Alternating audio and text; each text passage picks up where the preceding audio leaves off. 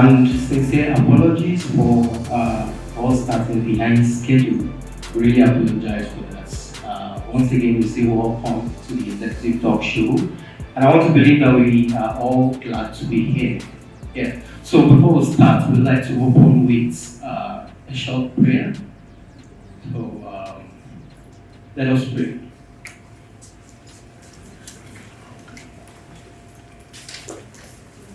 Our Father who art in heaven, we give you all the glory, honor, and adoration for your good and mercy and yours forever in our life. We thank you for making it possible for us to be here at this present moment, able and hearty. We thank you for granting us a journey mercy.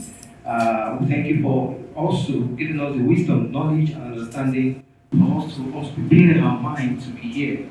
Mighty God, we say thank you. We pray you accept our thanks and praises in Jesus' name. Oh Lord, as we are about to start, we believe that you're the Alpha and the Omega. We want you to start with us and also end with us. And let the purpose of this program be achieved. And at the end of everything, let us have a full cause to glorify your holy name. We pray that you should grant every one of us the wisdom also to understand everything that we shall be learning today and also apply it in our daily life. But I would pray that you should help us, and at the end of the day, let us have cause to glorify your name. This is the measure of our request, for we pray in Jesus' name. Just have our seats, please. Thank you. So, I have the opening remark by the CEO. A round of applause, please.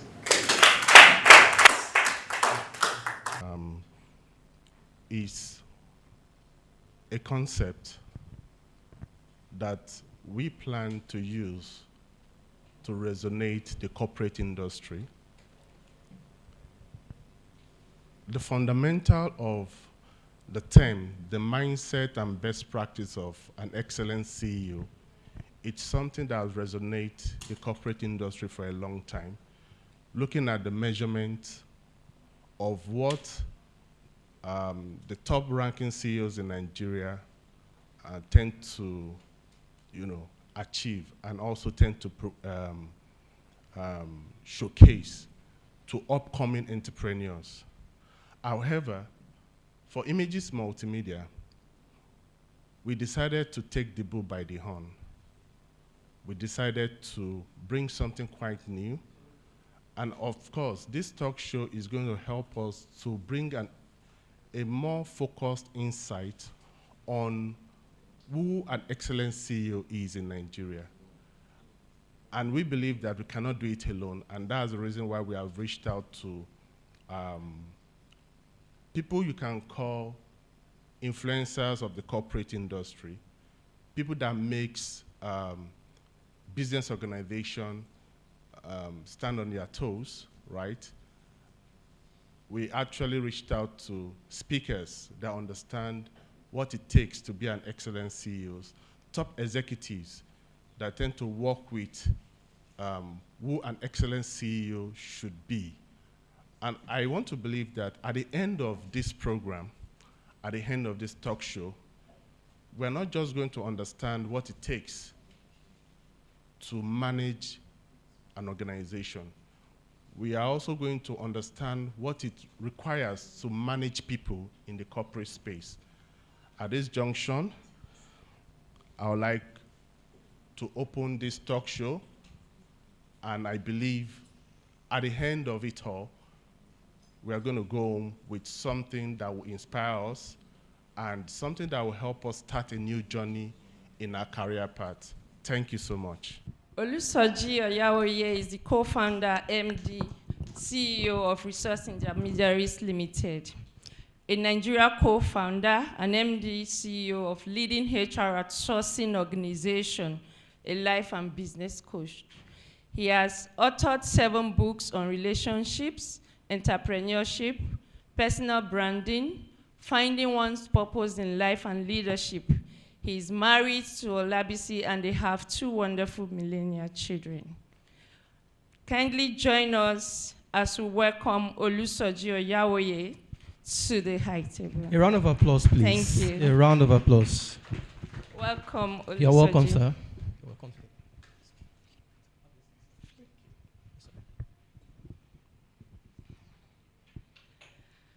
Yeah, the next person we have on the seat is Ochuku Agri, the team lead Wolf Consulting. A round of applause before we invite.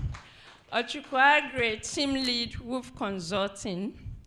Ochuko Agre is a corporate trainer with 20 years of experience, a certified change management expert, a project management professional, and a certified life coach. He has spoken at various seminars and workshops on marketing, sales management, self-development, and vision-oriented issues. He has facilitated training programs for various public and private sector organizations, including MTN, NNPC, CBN, FCMB, British High Commission, British Deputy High Commission, and more. He also trained over 5,000 graduates in Lagos on how to build their businesses and sustain their businesses through innovative selling methods. He led the team that helped in facilitating a set of strategic development programs for various organizations and created a program on self-management for members of the Nigerian Armed Forces. During the pandemic, he delivered training interventions on innovation management for the Ministry of Health. He worked with Tenalt Nigeria Limited, GTB, and Igu 8 Consulting before starting his firm, Wolf Consulting, in 2007. Ladies and gentlemen, please join us as we welcome Ochuko Agri to the high table. A round of applause, please. A round of applause to our speaker. You can see that we have our potential and powerful speakers here.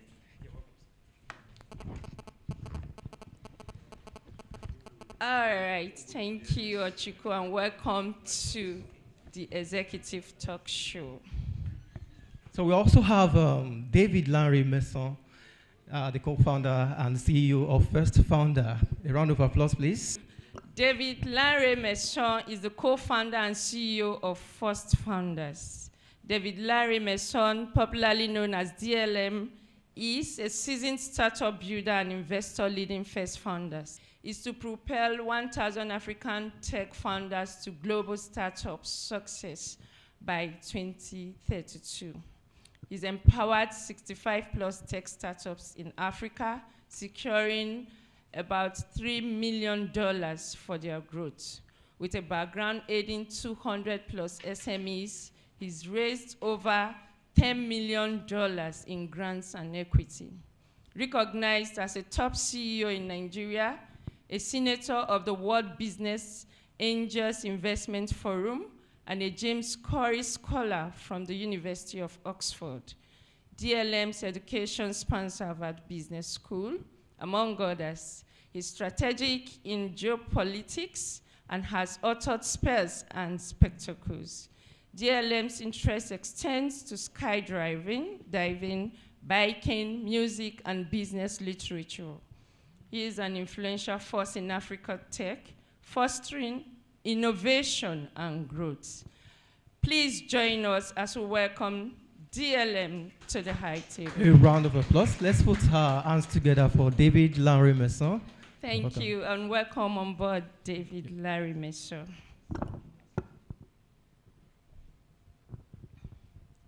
So we have Pascal Dike, the MD, CEO of Dega Multi-Concept and Excel 360 Plus. Let's put our hands together, please. Pascal Dike, the MD, CEO of Dega Multi-Concept and Excel 360 Plus. Pascal Dike, MSc, MITD, AMBP holder, a dedicated professional with expertise in entertainment, learning and development, fire safety, and security systems. He made history by becoming the first Nigeria JCI president in 2016, advocating action through the Just Act philosophy and leading the impactful Peace is Possible campaign across 70 plus countries. Pascal Dike holds significant roles, including Principal CEO of Dega Multi-Concept Limited, CEO of Excel 360 Plus, and COO of Green Edge International Limited. He's affiliated with Nigerian Institute of Training and Development, NITAD, and Fire Protection Association of Nigeria, FPAN, and is certified in coaching, leadership, and public speaking. As a UN Polang ambassador for peace, he aims to empower global youth, exemplifying transformative leadership. Pascal's journey in JCI spans from joining the University of Uyo chapter in 1997 to becoming JCI immediate world president in 2017. His achievements within JCI reflect his dedication and impactful leadership. Please join us as Let's we welcome put our hands together for Pascal Dike. Dike. You're welcome, sir. Let's put our hands together.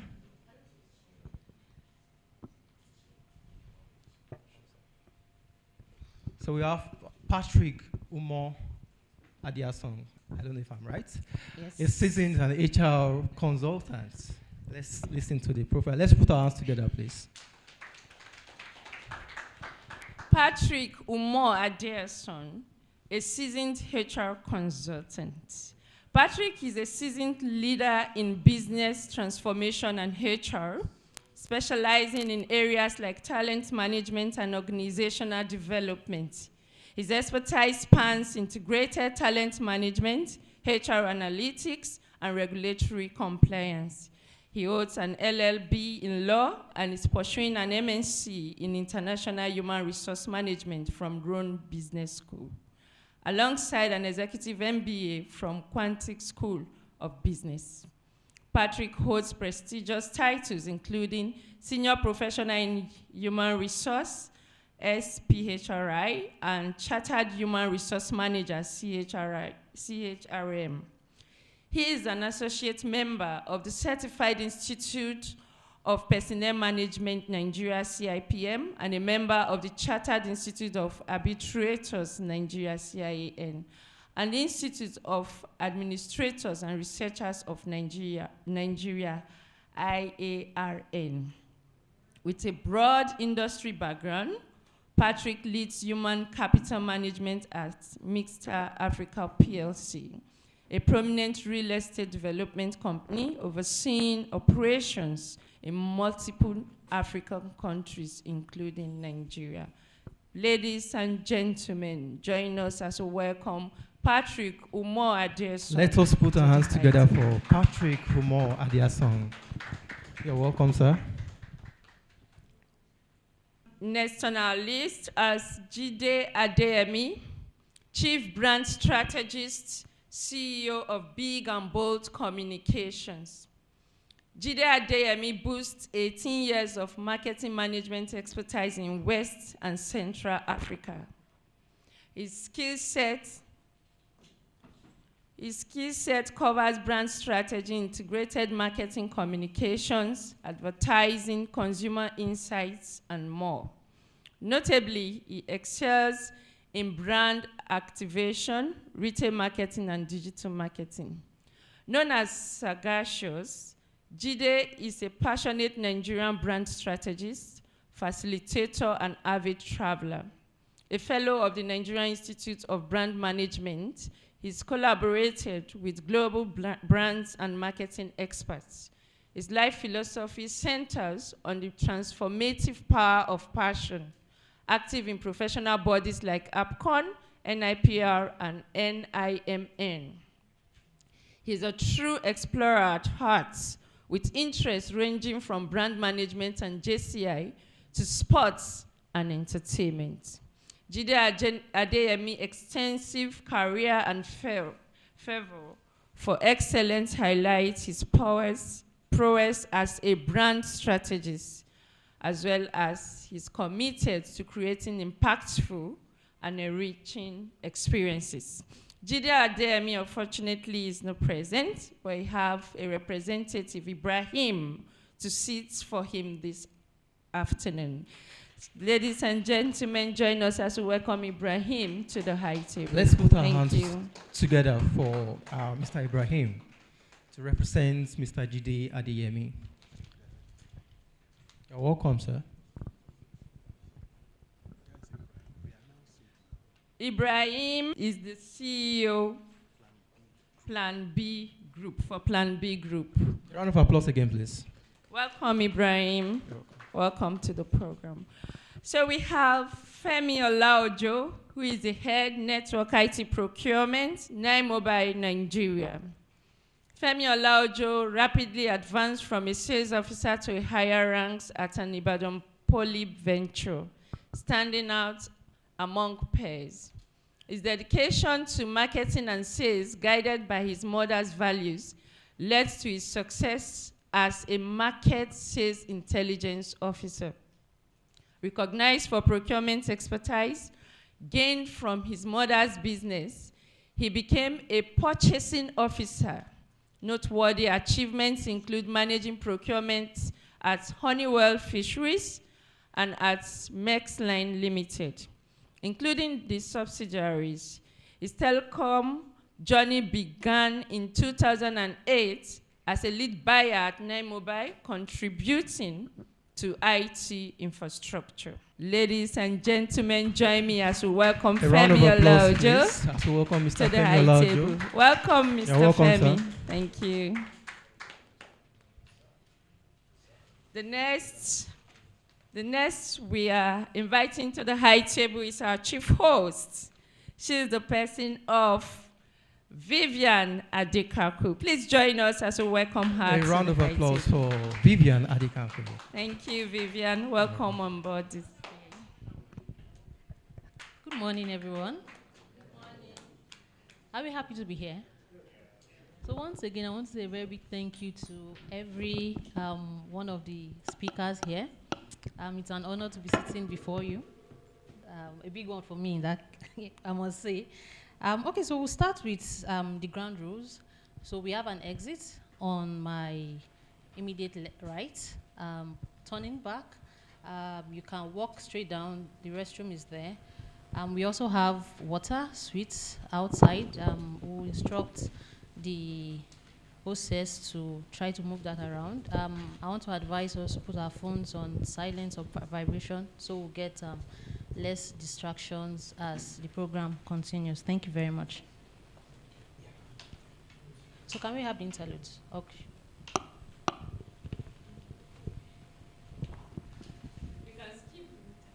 Okay, so first on our agenda, we'll be having the first segment, which is the Executive Talk Show Insights. We'll be talking about the mindset and practices of executive excellent CEOs. Can I have another mic? Thank you very much. So we'll just take a quick round the speakers. I'll start with Larry. So this section, we'll just be talking about mindset and practices of excellent CEOs. So to you, what are the excellent practices of a CEO? What do you think that will be? Okay, so excellent practices of a CEO. I think that the very first thing to consider as a CEO is to be visionary, because you can't particularly be a CEO who's going to lead an organization without a vision. Then you talk about visionary leadership in itself. Visionary leadership now enables you to drive people towards executing a corporate strategy, translating the vision into tangible elements. Okay, to start with, nobody is born a CEO, because I'm sure most of us are going to say, of course you have to be visionary, and those are the things that we expect. I'm a corporate trainer, so a lot of my experience will come from there. There's a program I have called Developing Entrepreneurial Employees. It's a paradox in itself, because how can you be an entrepreneur and an employee at the same time? But the truth is, the skills you need to succeed as an employee are exactly what you need to succeed as an entrepreneur. So you must learn to take ownership. You must learn to deliver on promise. You must learn to make tough yes or no decisions. you must learn to take the job as your own. I mean, I see a lot of employees say things like, I can't kill myself, you know, it's not my father's business. But the truth is, if you learn to take it as your business, you are actually the CEO in the space where you are. So I have 3 HODs, and my job is just to manage the bottles of water in the office. And I am the CEO of managing the bottles of water while I'm under employment. So the skills I need to be effective, how well I manage the resources, how well I manage customers, internal and external, how well I manage my time, how well I manage my colleagues. They are the things that actually translate into when you become the entrepreneur, you become the CEO. So you build those skills from down. And truth is, they are all innate abilities. Because if you make me the cleaner of this place as an employee, I'm just thinking, I'm being visionary, like he said. And I'm thinking, how can I ensure that this place is always clean before a program, perhaps during a program, and after a program? How can I make sure that the place smells nice? How can I make sure that the ACs work? Now I'm not in charge of the ACs, I'm just the cleaner. But I know that all these other activities affect my work. So on my own, I make sure that everything that's going to make my work stand out, I do. And that's the way the CEO thinks. So he thinks of his people, he thinks of the economy, he thinks of how to get things right, not minding the resources he has available. Because CEO have their issues. You have undedicated employees and all of that. Okay, let me stop there. Very interesting. So for me, that is thinking from bottom to up and up to down and acting in every sphere around your business. So, Patrick would not be now. Pascal, what's your take on having the mindset of an excellent CEO? Okay, thank you very much. And again, it's good to be here with these wonderful people. And so first, I think it is important for us to understand first what the mindset is. Specifically, it's a mental attitude, right? A conceptualization. It has to do with your belief, right, on what's happening around you, understanding it, but also being able to have a pictorial, futuristic, right, idea of how to tackle it. That's mindset. But what is mindset without practice? And that's why we're talking about mindset and practice of excellent CEO. So you cannot talk about one in isolation. But let me cite some example. There's what I call the 4H, okay? Because I'm also into people development. And I tell people first, you must first of all have a conceptualization of what's happening. You need to think it starts from your head, right? And then the next thing, it goes to your heart, or if you like, the mind. It's being able to justify what is it that is happening and how you will be able to take care of it. So the first is understanding, and the second is justification. We're talking about mindset here. And then when you justify it, it's not enough. The next thing is for you to use your hand, which is the third H, and which is practical, the action, the work practiced. Thank you. I'll leave it there. Very interesting. Wow. I'm really learning a lot from here. Okay, so this question goes to Plan B. I'm Ibrahim. So we don't know. He is the CEO of Plan B, but his nickname, we call him Plan B. Yeah, thank you very much. Good morning, everyone. And it's good to be here. Like, it seems I'm the smallest, so I'm just here to, let's say I'm on IT. You know, you are the driver. You are the one taking people through a journey, and everybody needs to land safely. When you land safely is when the organization you are running is profitable at the end of the day. That is the bottom line. Then, like Pascal said, being visionary is not enough. You see, as a young CEO myself for about 15 years, different aspects of my businesses is being faced with different challenges that requires different mindsets from me. For example, there was a point that as a CEO, all I needed was an idea to be visionary. and it was good enough. It was enough to sustain the business. With just very few people, we could manage without even enough people management skill. Then again, when you are able to succeed as a visionary CEO, you have a very good idea. And being visionary is very common now, especially in this age of chat GPT. You can just put anything and it will give you a very beautiful idea. So you don't even know those who are visionary genuinely and those who are just relying on AI. Then that is where creativity and innovation comes in, and flexibility. If you are in some kinds of business in Nigeria and you have to especially rely on the fluctuating nature of our foreign exchange, you will know exactly what I mean by creativity, innovation, and flexibility. Just yesterday, Friday, I was at a program like this, and my intention was just to go home to go and rest. And at that program, something struck me, and I drove straight to the office, called a meeting, and I told my Oga when we were talking yesterday that we were supposed to be having the continuation of that meeting today. It's supposed to be an impromptu strategy session. Flexibility. When there are changes as a CEO, you should have a ready-made reaction to it. In fact, you don't wait for action to happen and then react. You need to be proactive. That is what it is.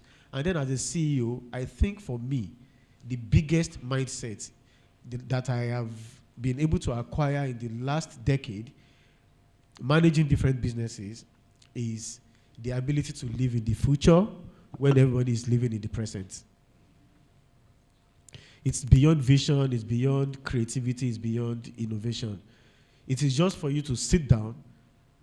If everybody is going this way, can we go this way and then create a story? I like, because I learned from people like Pascal and Ochuko. I'm also into learning and facilitation. So I just like to envision what every other person is not thinking about. And I think that is the most profitable mindset that a CEO can have. Then people's management, effective leadership, communication, and all that now come under, because everything is going to scatter at the end of the day if you don't have a 360-degree success mindset as a CEO. Thank you. Thank you very much. I got living in the future, so you have to think ahead. I know most of us here are either small business owners or we are thinking about starting a business. I hope you are taking down notes. And will I say we have some of our panelists agree to be mentors of some of the members here? I want to put them on the hot seat. Have you asked if some of the members also need mentors? So yeah, members, yeah, speakers, they need mentors. Those of us, we are still upcoming. I want to be like you. I want to be like you guys. So we also need mentors. So, Femi. I think one of the very successful mindset that the CEO must have is you must have a mindset of a change agent. And as a change agent, it means that while you are the visionary and you set the strategy of what you want the business to achieve, you must live the life and an example to your followers. You cannot achieve it by yourself. You need resources. So a good CEO must be one that is able to identify the drivers of that change that helps to be able to fulfill the vision that you're pursuing. And one other very important element that I think that successful CEOs needs to have, which we're not saying a lot, which kills a lot of the businesses that we have in Nigeria, is that of succession planning. Now, you don't build the business around yourself. When you build the business around yourself, that business will die when the owner of the business dies. You build the business around processes. You instill processes in place that you build that culture in your people. But you show that example of that culture by the way that you interact with people in your organization from the top to the least. And then the last thing that I want to talk about is the cross-fertilization of ideas within your space. And you see, we take for granted the potentials that is available, even within the sphere of your stakeholder engagement.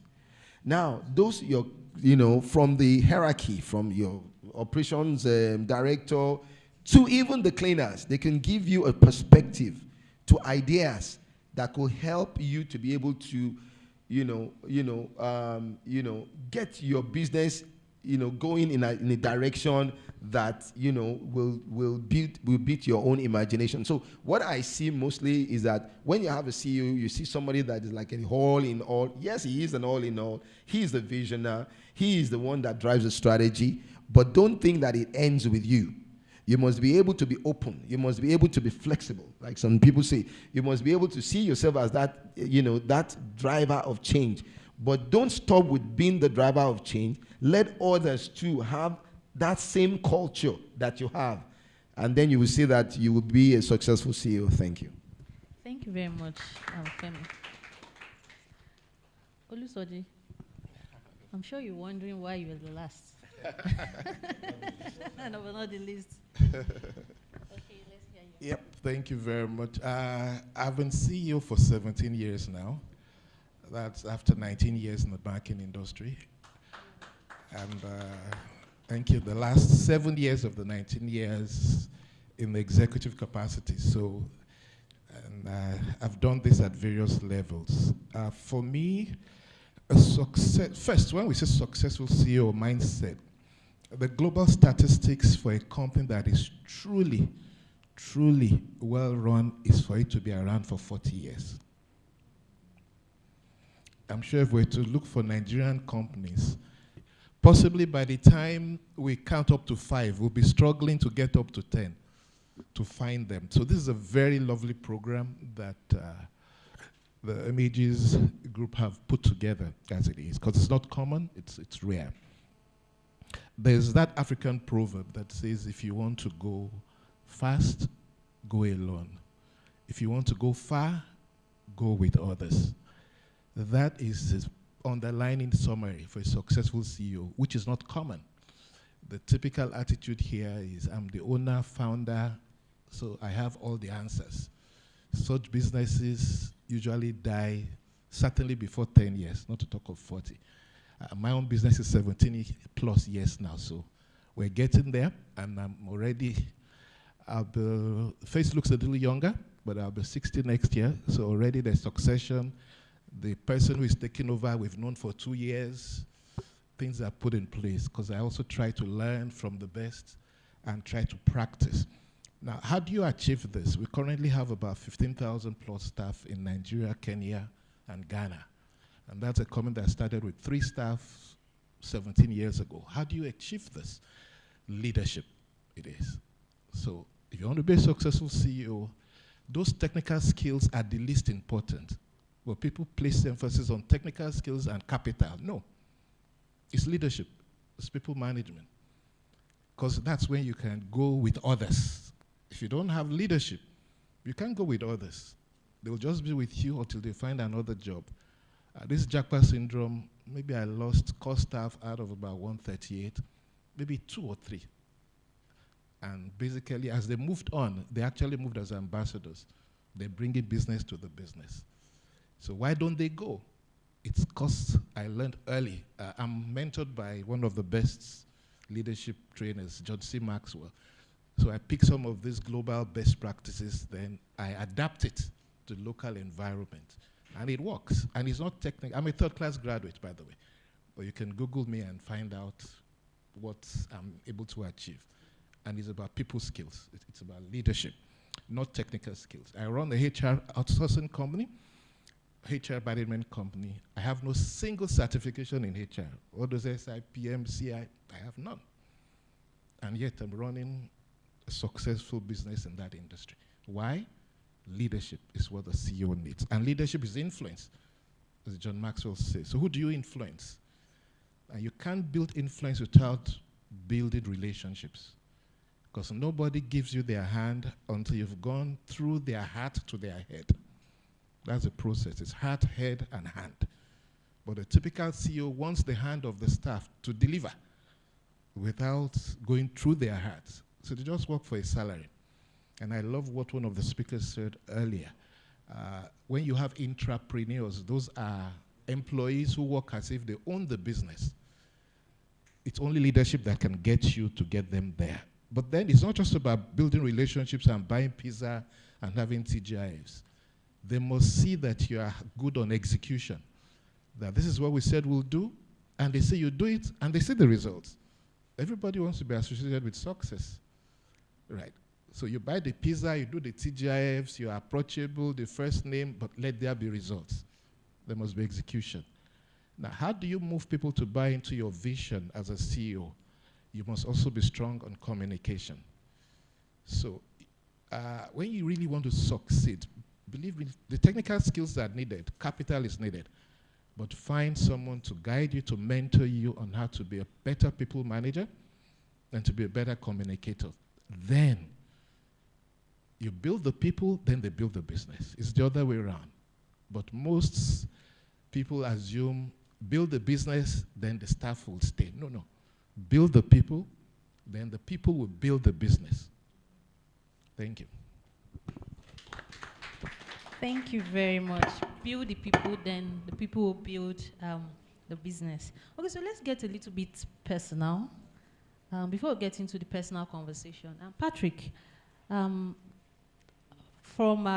the HR consultant, and so I'm sure you must have worked with quite a number of CEOs over time. What's your take on this?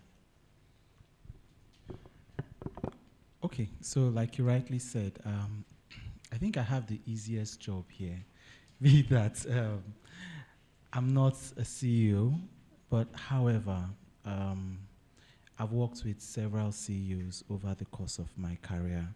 So permit me to give more of an outside-in perspective compared to the inside-out perspective the rest of the speakers have given. I started off working with MSMEs, grew to SMEs. I've worked in, publicly quoted publicly listed companies, and I currently head the people management function for a group of companies across several industries. And there have been several common denominators amongst all the CEOs I've worked with, most of which the speakers have all elaborated on, and I'm not going to just re-echo all of what I won't just re-echo all of the powerful nuggets they've said, but I can say that the common denominators that I've noticed, just like Mr. Olusoji said, there's no CEO that I've worked with who was not had a very high emotional quotient.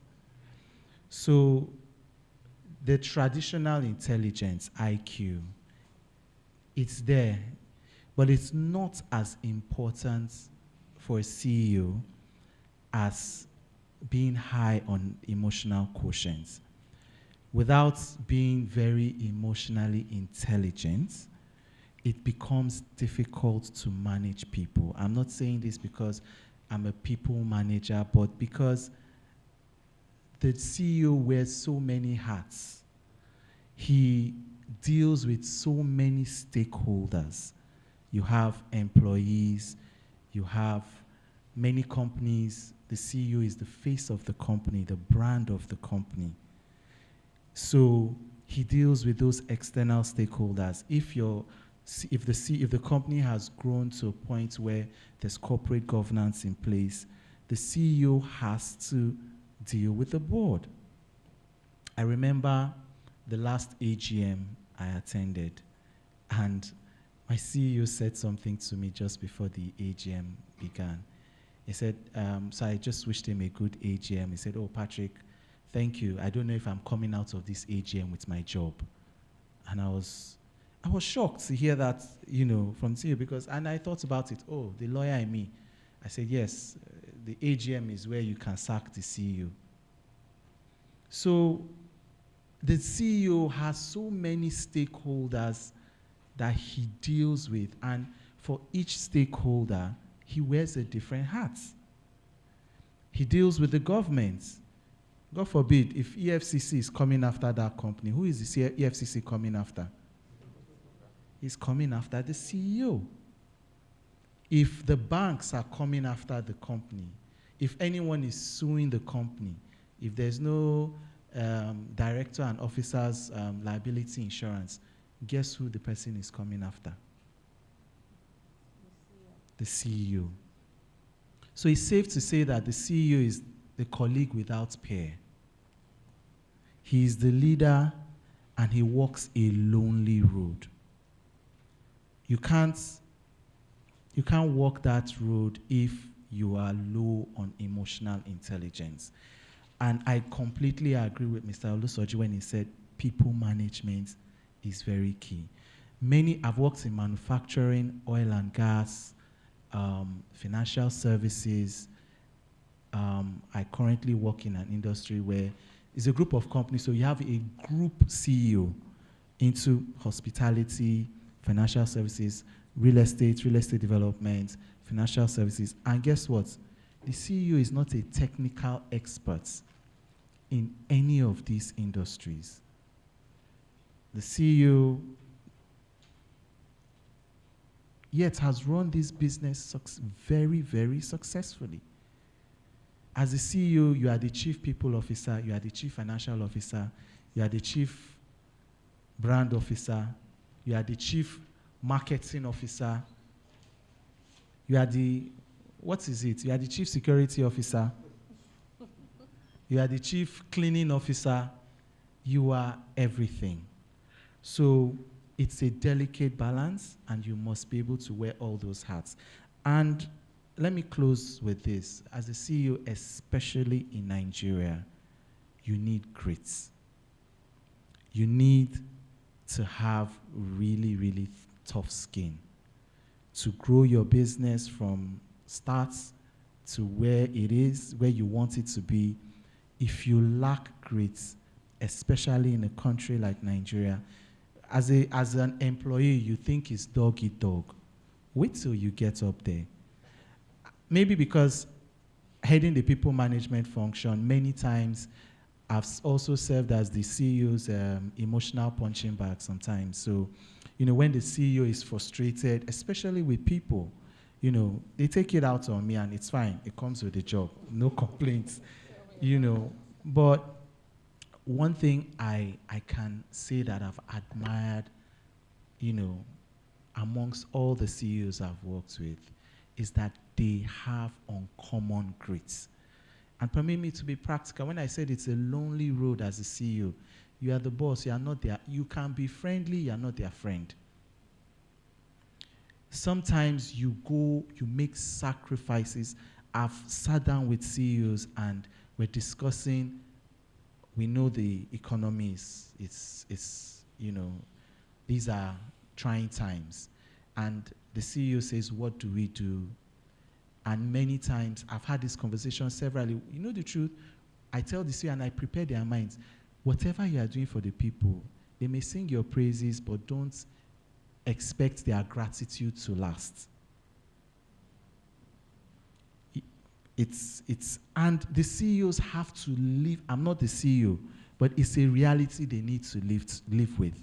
They look at the numbers, they make sacrifices for the people.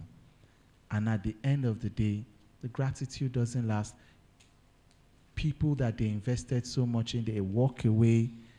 As a CEO, you'll be served breakfast, lunch, dinner, and what's that meal in between? Midnight snack. You need emotional grit. You need mental grit. You need to be stubborn.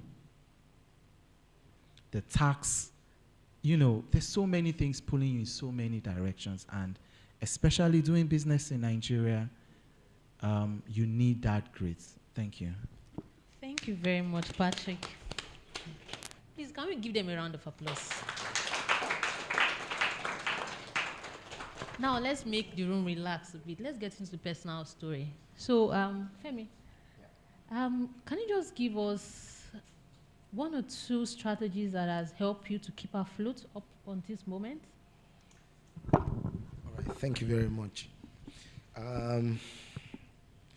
Like you said, I think I'm not yet a CEO, but by the grace of God, God has used me to help some CEOs because I've dealt with, in the course of my career over the years, I've had to relate with CEOs in terms of, business transformation, to be part of the team, and had the opportunity to also travel to be part of a focus group, around the world.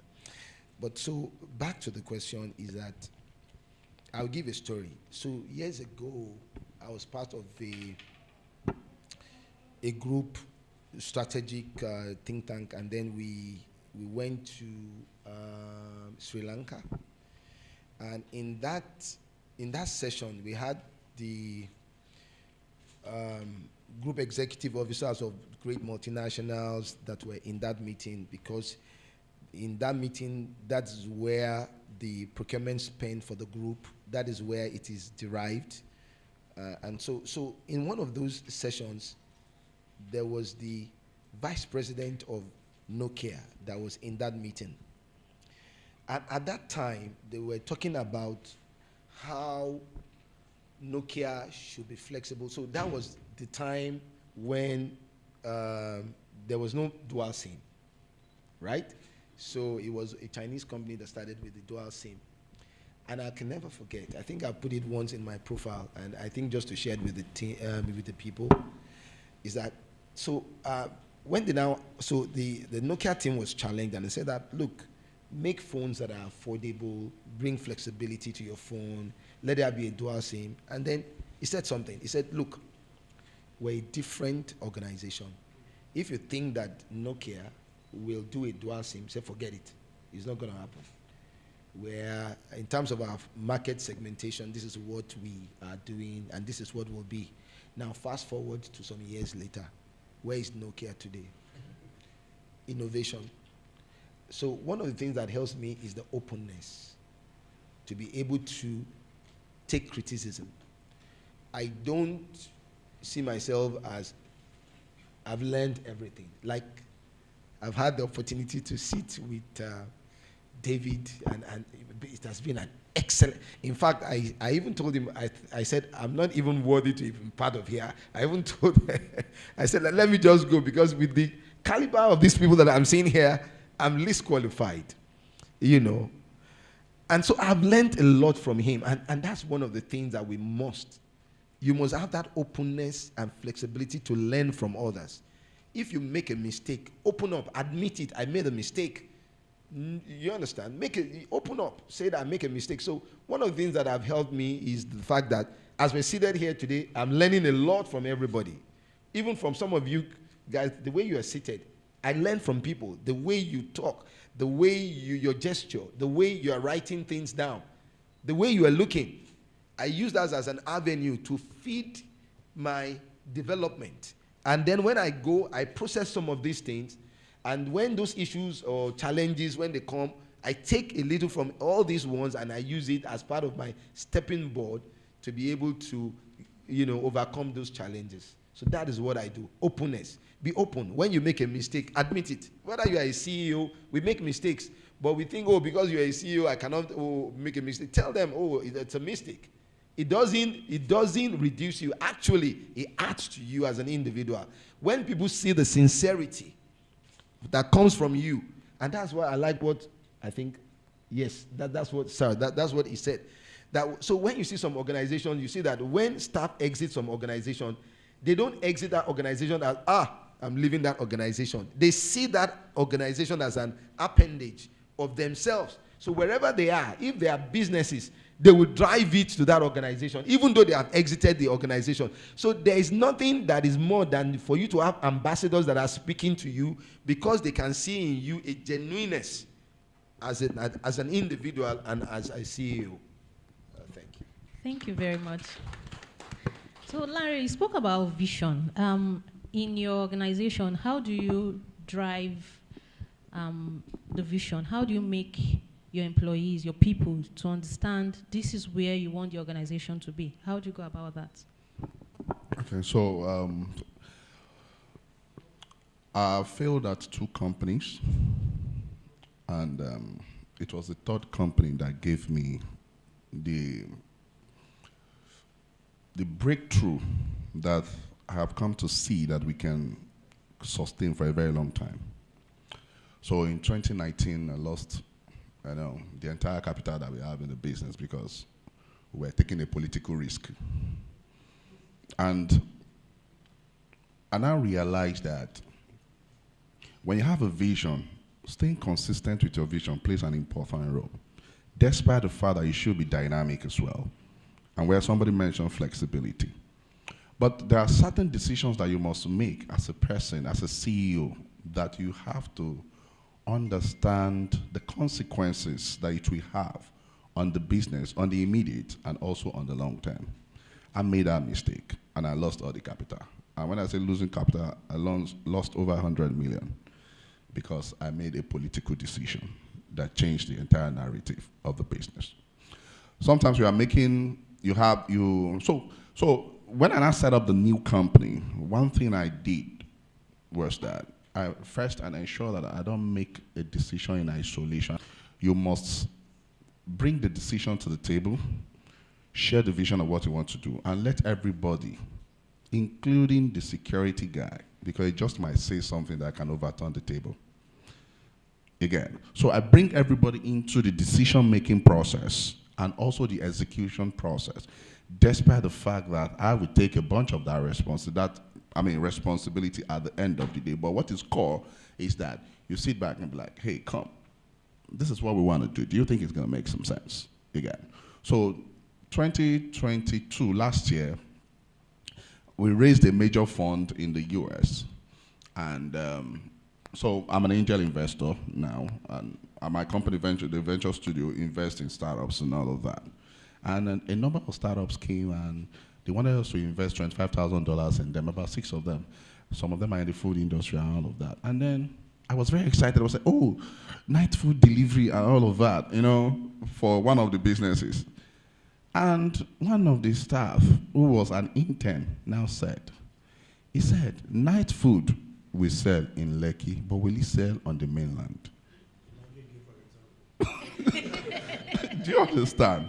And we were looking at a total addressable market covering the whole of Lagos. Meanwhile, the realistic total addressable market that we should be looking at should be Lekki. You get? But I didn't think of that. You get? We would have invested that $25,000 in that business. It's a small money, it's small capital. But then we invested that $25,000 in another business. And that business is now featured on Forbes last week and will be partnering with Standard Chartered Bank to do something much more bigger. You see the alternatives just because an intern said a single thing. So for me, it's important to stay consistent with the vision, but make sure that in the execution process of your vision, make that process more collective. And that's something I learned because I went through it the hard way. Thank you. Consistency. That's very key. Can we put our hands together for him? So the gentleman that says is the smallest in the room, Plan B.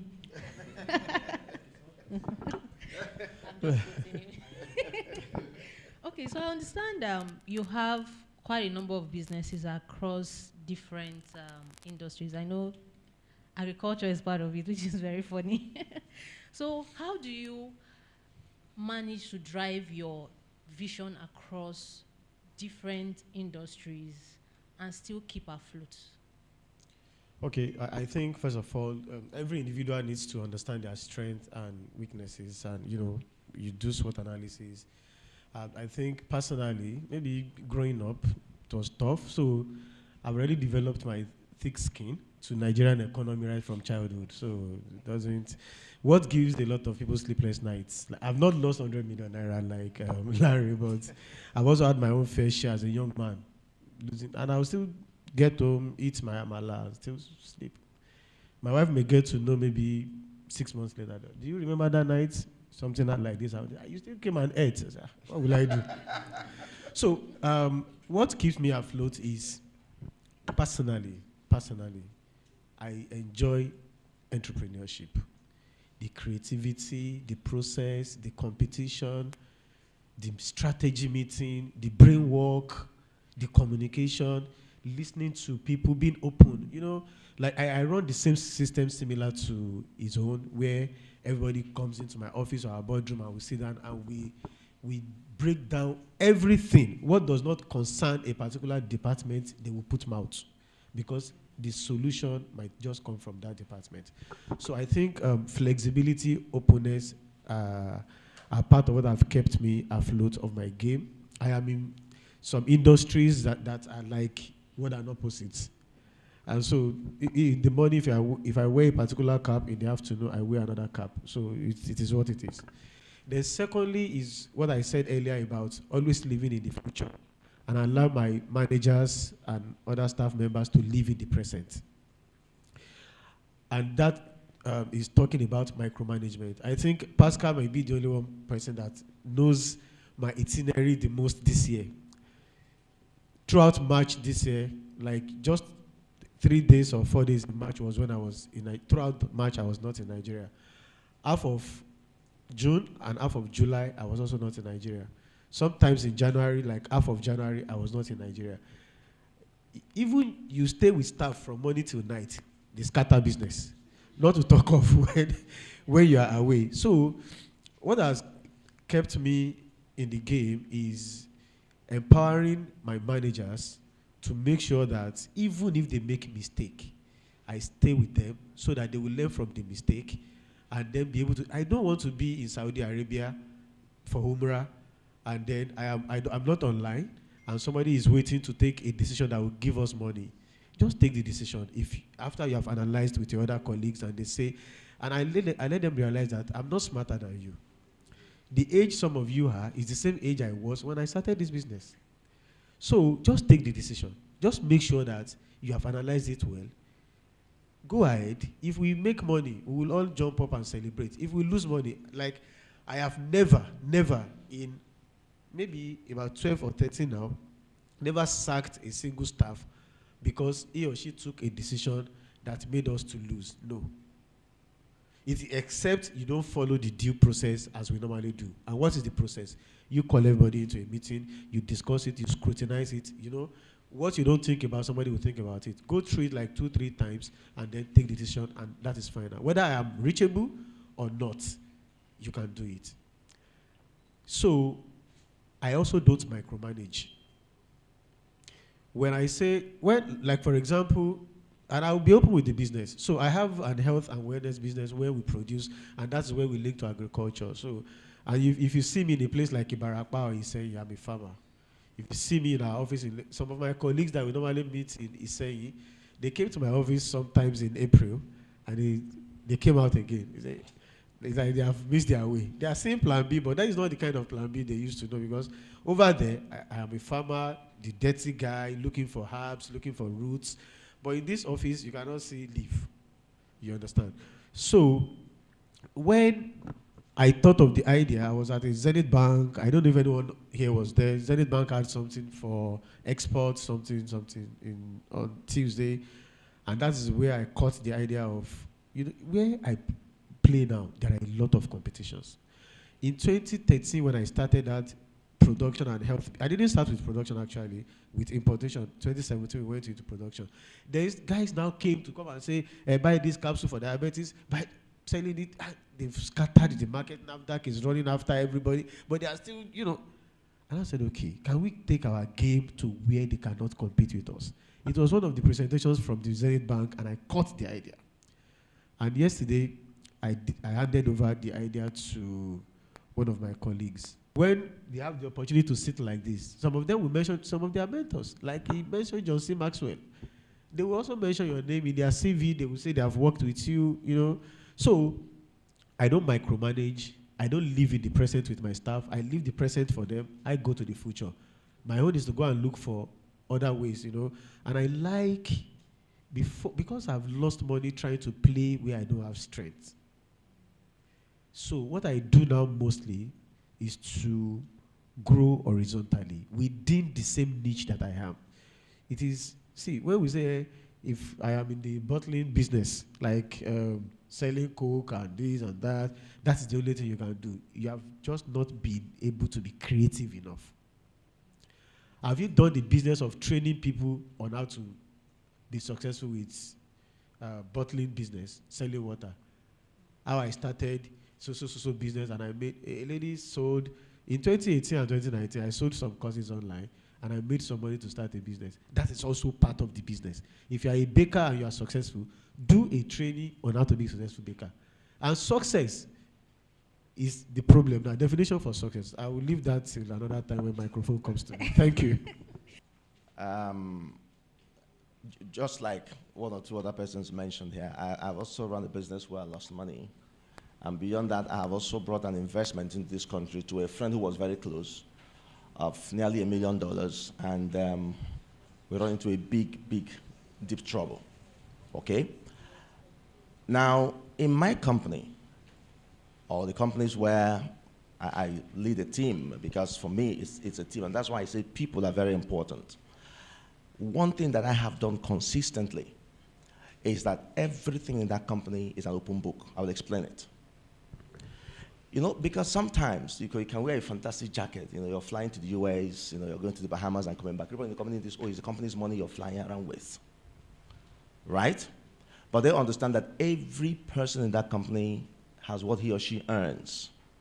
Okay, once your processes are right, once you've set up your structures correctly, then it's very abnormal for you to dip hands into the company's, you know, finances and then fund your trip, whether they are business trips or whether they are personal trips. Even if you have to go on business with the company, has to sponsor, has a procedure for that, because at the end of the day, your accounting will have to take care of it. So one thing that I have done, you know, to show first leadership, which for me, when he mentioned, is very important, you know, because there's a thin line, but it's also clear that Abraham Lincoln said something. Let me remember that. Yeah, he said, managers do things right, but leaders do the right things. Managers do things right and leaders do the right things. So when there are procedures, when there are rules set up in companies where you are not the CEO, you're a manager, a GM or something, your duty is to ensure that everybody falls in line with those rules and regulations, right? That is doing things right. But leaders like the CEO must step out of that, you know, confinement, let me use that word, to be able to make decisions that sometimes might not be understood immediately, but one that will be considered as a risk, calculated one, but can actually project the company to a bigger fortune. So one thing that I do in the company is an open book. And I'll give you an example. I stopped doing Monday meetings because, I mean, it was becoming very monotonous. So whether you have something to discuss or not, every Monday you're meeting, right? So we decided, okay, we're going to do every other Monday, like 2 weekly, when there is something to discuss. And in those meetings, everything, I'll tell the accountant to open the books, every expense that has happened, everyone who sits in them, who has a right and the status in the meeting will know everything that's happened. Why do I? That is transparency, right? That is one way to instill confidence, loyalty to the company. So everyone understands that, look, I know what's going on. I know what's coming in, I know what's going out, right? And that way we understand when we may not have enough money to pay salaries and overhead. We understand when we'll have enough to take care of everyone, to invest in you know, talent development, because, and you mentioned that, you must invest in preparing your people, right? So the first is that transparency. It has to be clear. Because I worked in a company where I had a boss who every point in time he was hammering on the engineers to don't go to the site. You know, if you don't finish this job till you're going to sleep there. It was more of management system, no leadership. It was all about how much money comes in. He didn't care. Even when you're sick, he said, if you're sick, go to the site there, die. Those are the kind of words. Yes, no, I'm telling you. And I worked in that company for 1 year and I put in my resignation. You know why? Because the CEO thought there was a competition. He was my boss. But I had an event to attend in the US, and I put in a letter as I'm going to the US. And he told somebody that, is Pascal competing with me? So what's the competition? I'm the one spending the money, something that will help me, develop me to help even the company, and you feel uncomfortable about it. It became very toxic. I had to put in my letter after 1 year, and I left. So that transparency is very important. Number two, empowering is you must invest in your people. Now, you talked about training people and they leave. I sent one of my engineers to Taiwan for training. He was 4 weeks of training, technical training, a lot of money went in. He came back and he left after 4 months to the UK. Yes. And 6 months later, I sent another one. Because one thing I can't understand, yeah, you can say sign a contract and when you come back, you're going to work with me for 3 years. But this is Nigeria. This is a different climb completely. The point is the rules work. When they sign, to what extent can you hold them, right? But like he said, one thing is the guy that left the UK, till today still refer businesses to the company. When there are some technical issues, I tell the engineer, please talk to him. They go online, they chat, and he still passes in on some ideas. Okay, so he left, but he is still useful to us. So invest in your people. One of the most difficult decisions I've made, I mean, you say you haven't fired anybody. 3 weeks ago, for the first time in my leading a company, I had to fire somebody.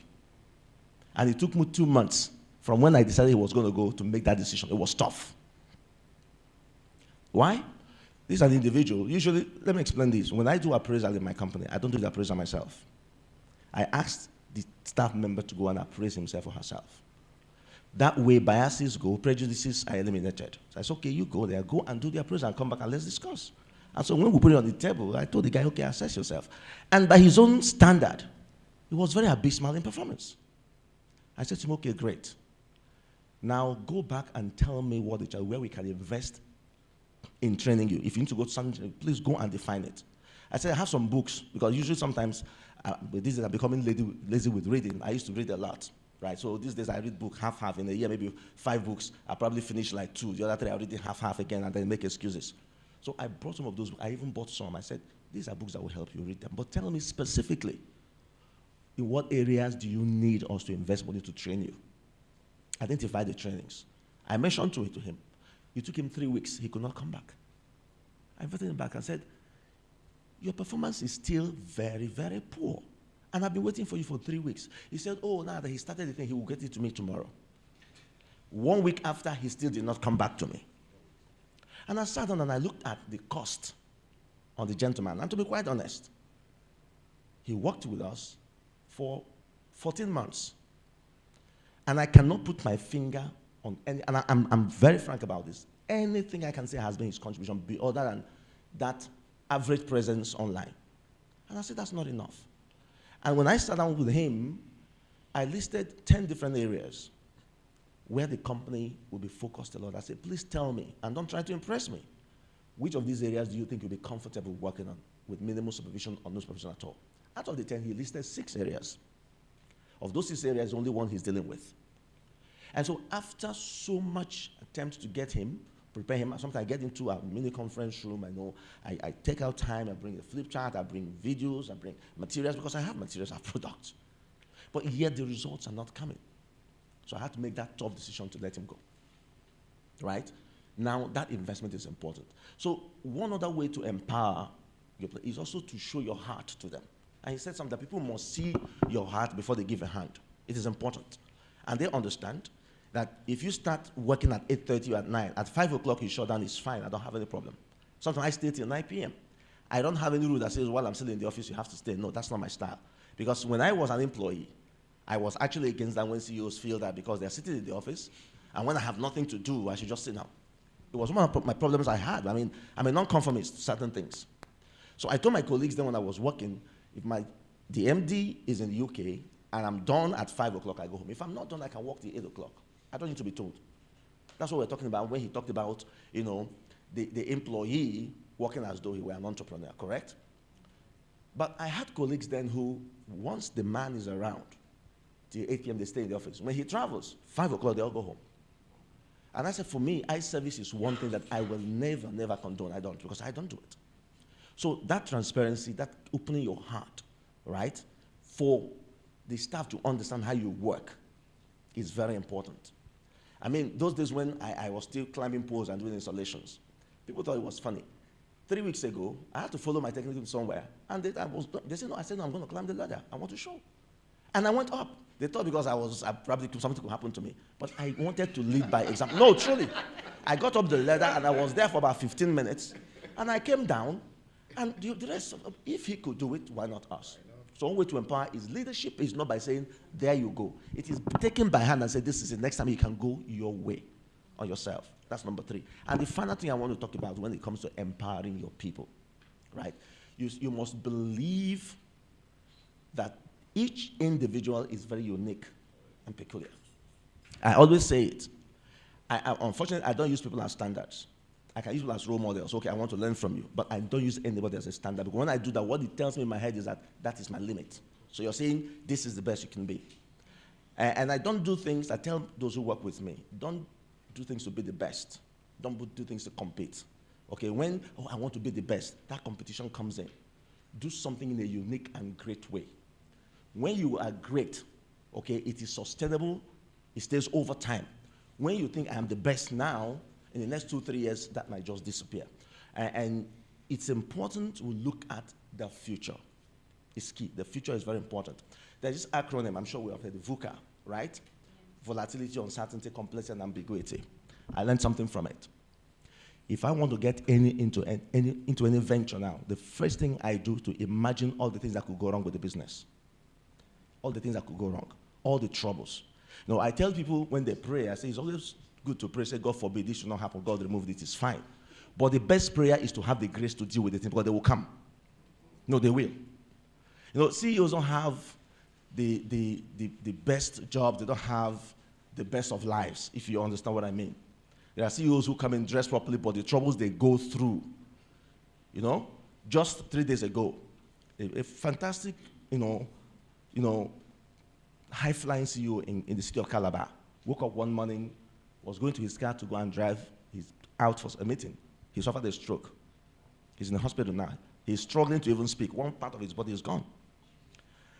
And he confirmed to somebody 4 days before of the challenge we had, but none of the staff members knew about it. He still comes to the office, he smiles, right? So it's a lonely journey to be CEO. But you must, as much as possible, to empower your people, keep that smile going, keep that energy going, believe in them. And everything you do, say, where you go, don't forget that they are watching you. And it is what they learn from there that they're going to apply somewhere else when they get there tomorrow. So you must live by example. I used to tell people when I travel for JCI, I said, when you become an officer, plan B, understand what I mean. The way you talk, where you go, where you find yourself, the way you dress must change. Because there's nothing like, oh, follow my teaching and not my attitude. No. People are not interested in what you're saying, they're interested in what you're doing. So even when I walk into the office, I first of all go to the office to greet everybody before I walk into my own office. That's also an example, because tomorrow they will learn something from it. So invest in your people, be transparent in your books. There's nothing like, oh, if they know how much we earn, they will think, well, no. It's transparency. It's important. Empower them, transparent. Invest in training them. Believe in what they can do and support them to truly do it. And do not forget that the world we live in today is volatile. There are a lot of uncertainties. Nigeria is a typical example. There's complexity and there's ambiguity. How do you deal with that? Is to imagine that the journey will be rough. There will be troubles on the road. There will be potholes, just like when you walk through a maze, you don't even know where you're going to get out from. The question is, if and when it happens, how do you deal with it? On a final note, in 2020, October, we imported some machines from Taiwan. We had already paid for what they call the marine insurance, right, for it to get to Nigeria. And the next thing for you to do warehouse insurance, to warehouse it. So the goods got to the warehouse on a Monday. And Mutual Benefit was supposed to come to the warehouse Wednesday to take photographs, everything before they insure it. Tuesday morning, a truck lost control, rammed into the warehouse, broke through, and damaged the entire goods, 75 million. And then they called me, and they said to me, you have to come to the warehouse, there's a problem. I said, problem? I said, okay, I'm coming. They said, you have to come. I said, please, I'm coming. So when I dropped the phone, I said, okay, what could be the worst thing? The machines are gone, right? Oh, no problem, that's okay. That's how I live my life. If you don't, because what you must understand is you have to go through the trouble with your team to bring those machines in. If you need to do another one, you have to be alive, right? If you pass on, that's it, it's gone. It's gone, nobody remembers anything. So I drove to the warehouse, and they showed it to me, and I saw the truck, I went in there. 70% of the parts of the machines are damaged. One of them was total write-off. So I went in after, and when I came out, I started smiling. My GM came to me and said, what's the problem? Why are you smiling? I said, oh, wow. I should die? Oh, come on. It's done, it's done. Let's think about a way. Because that is how I think. And people may not like it, but that's how I function. I don't expect that anything I get into should go smoothly. No, that's not my prayer. It's to be able to have the capacity, the people, the network, the grit, like he said. That consistently being perseverance and committed to it to deal with it. And that is my mental capacity. Thank you. Okay, thank you very much, Pascal. Okay, so I'll be asking Femi. You've had two sides of the table. You were an employee for a very long time and started up your business and is still very much afloat. I like the story around the Japa syndrome didn't really hit your organization. So you just had very few people that left and they still refer businesses to you. So how do you go about fostering a very positive culture? Because as an HR person, I would say that is tied to your culture. So what are the cultures do you have, and how do you manage your people so you still have that tenacity and that trust from your ex-employees to say, yes, we can come back to our boss to say, he can do this for us? Thank you. You. Oh, you said Femi, so Lusoji. Sorry, sorry, apologies. First, the culture of my business, Resource Intermediaries Limited, is freedom and responsibility. That's our culture, freedom and responsibility.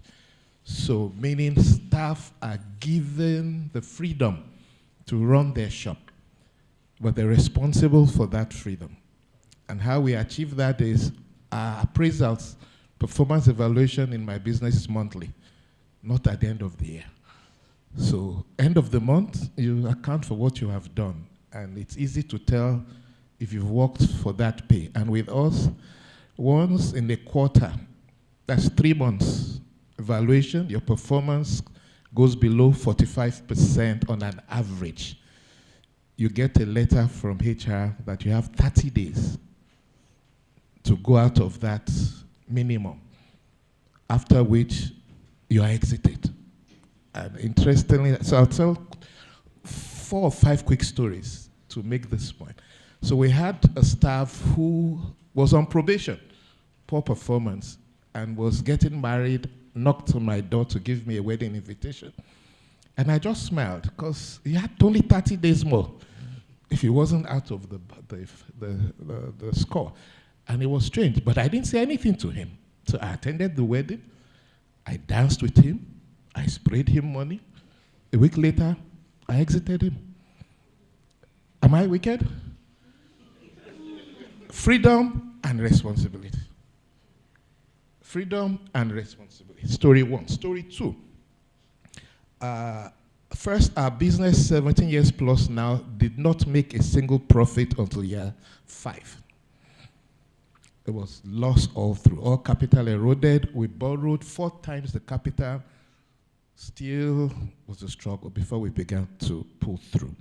And around year 3,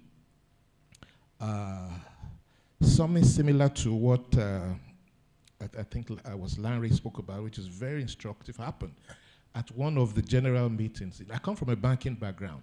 It's also why you have monthly appraisals. These are some things that come from banking practices, and also general meetings, like he also said. And at one of the meetings, a youth couple, just like his intern, then we were in Victoria Island.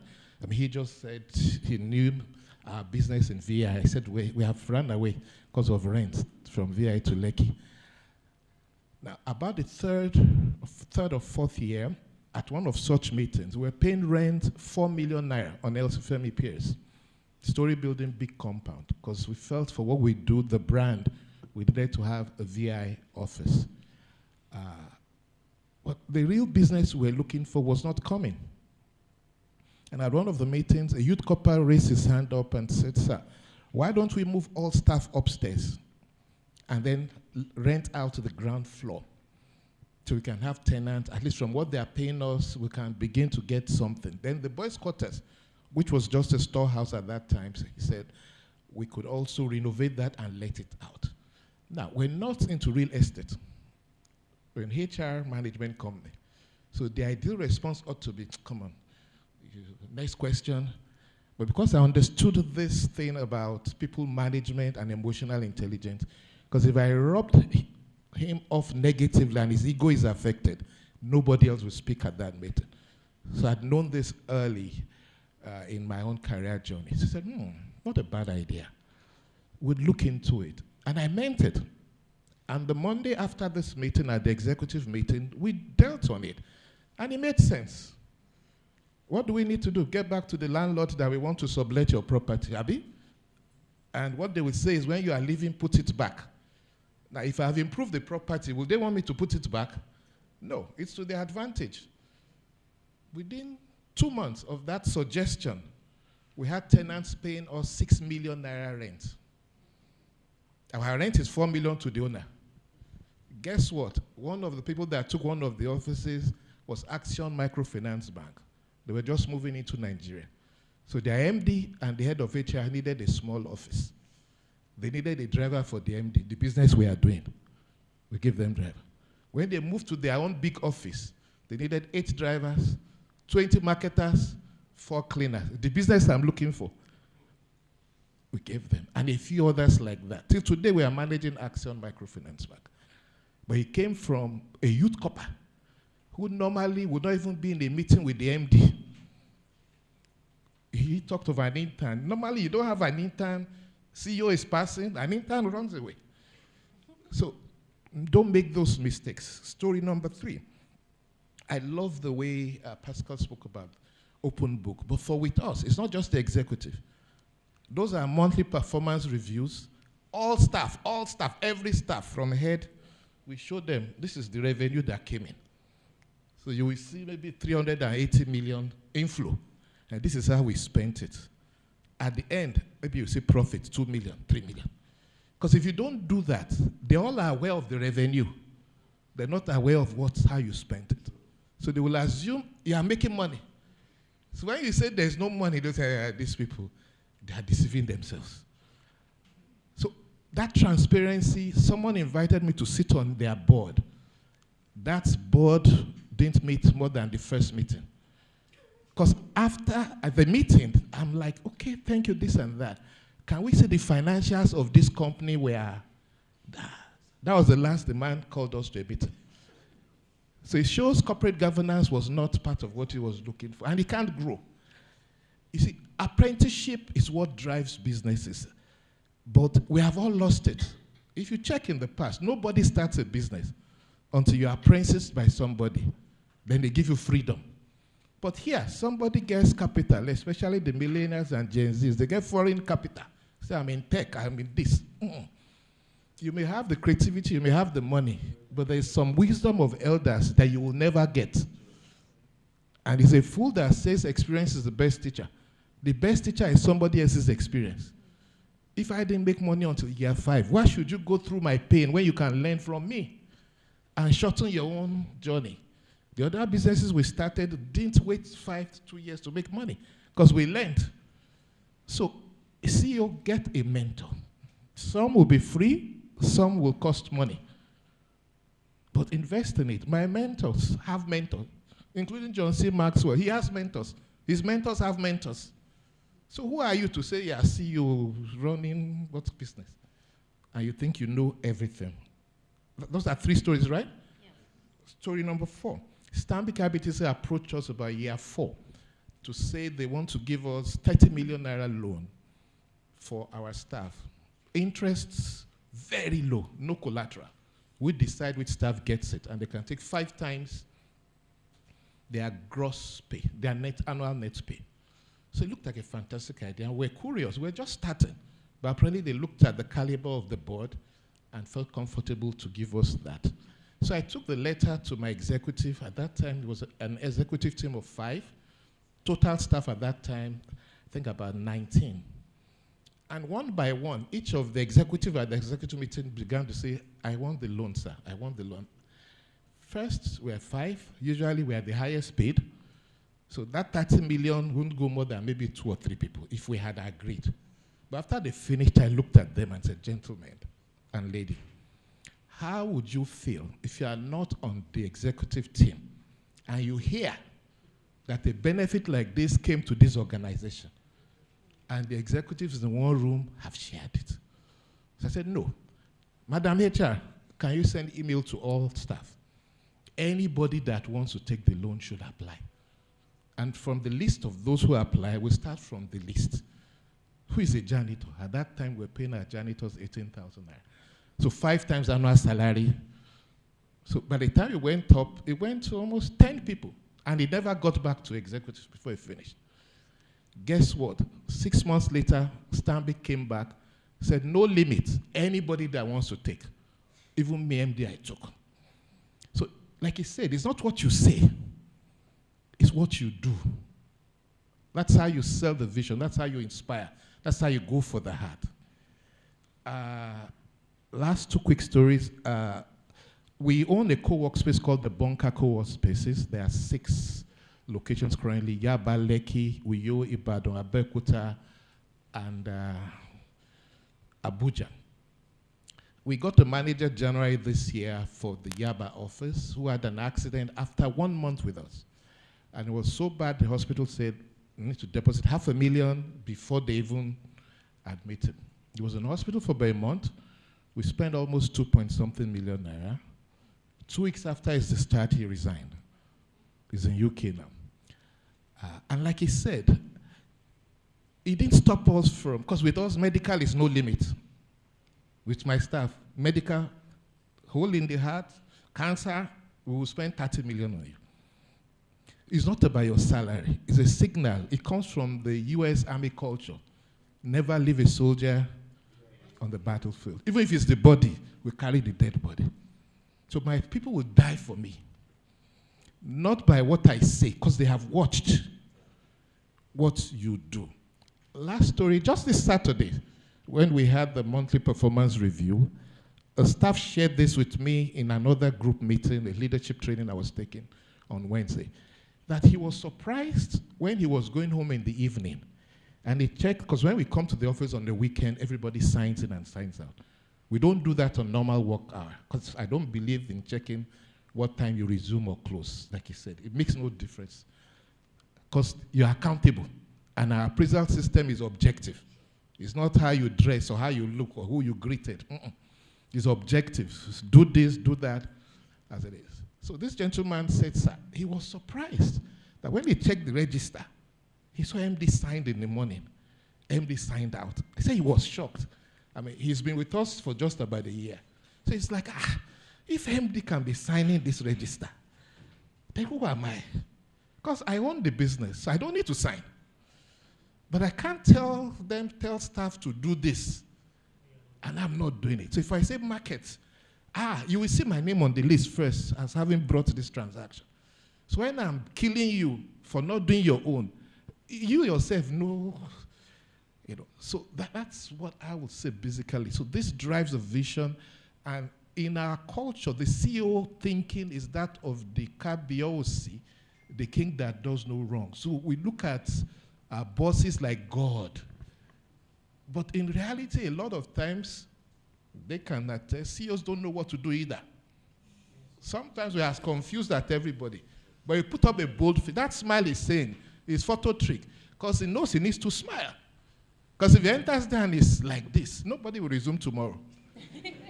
Now, for guys like this, what am I working here for? Right. But those things you learn from mentors. So if you're a CEO, please find a mentor. Again, I don't know about them. Me, it's part of my job. I have free mentoring platforms, but the one-on-one, you will pay money. Me, there's the free, but then the one-on-one you will pay. But it's worth it. If you have not observed, also go to programs like this. I didn't know anybody on this panel until today.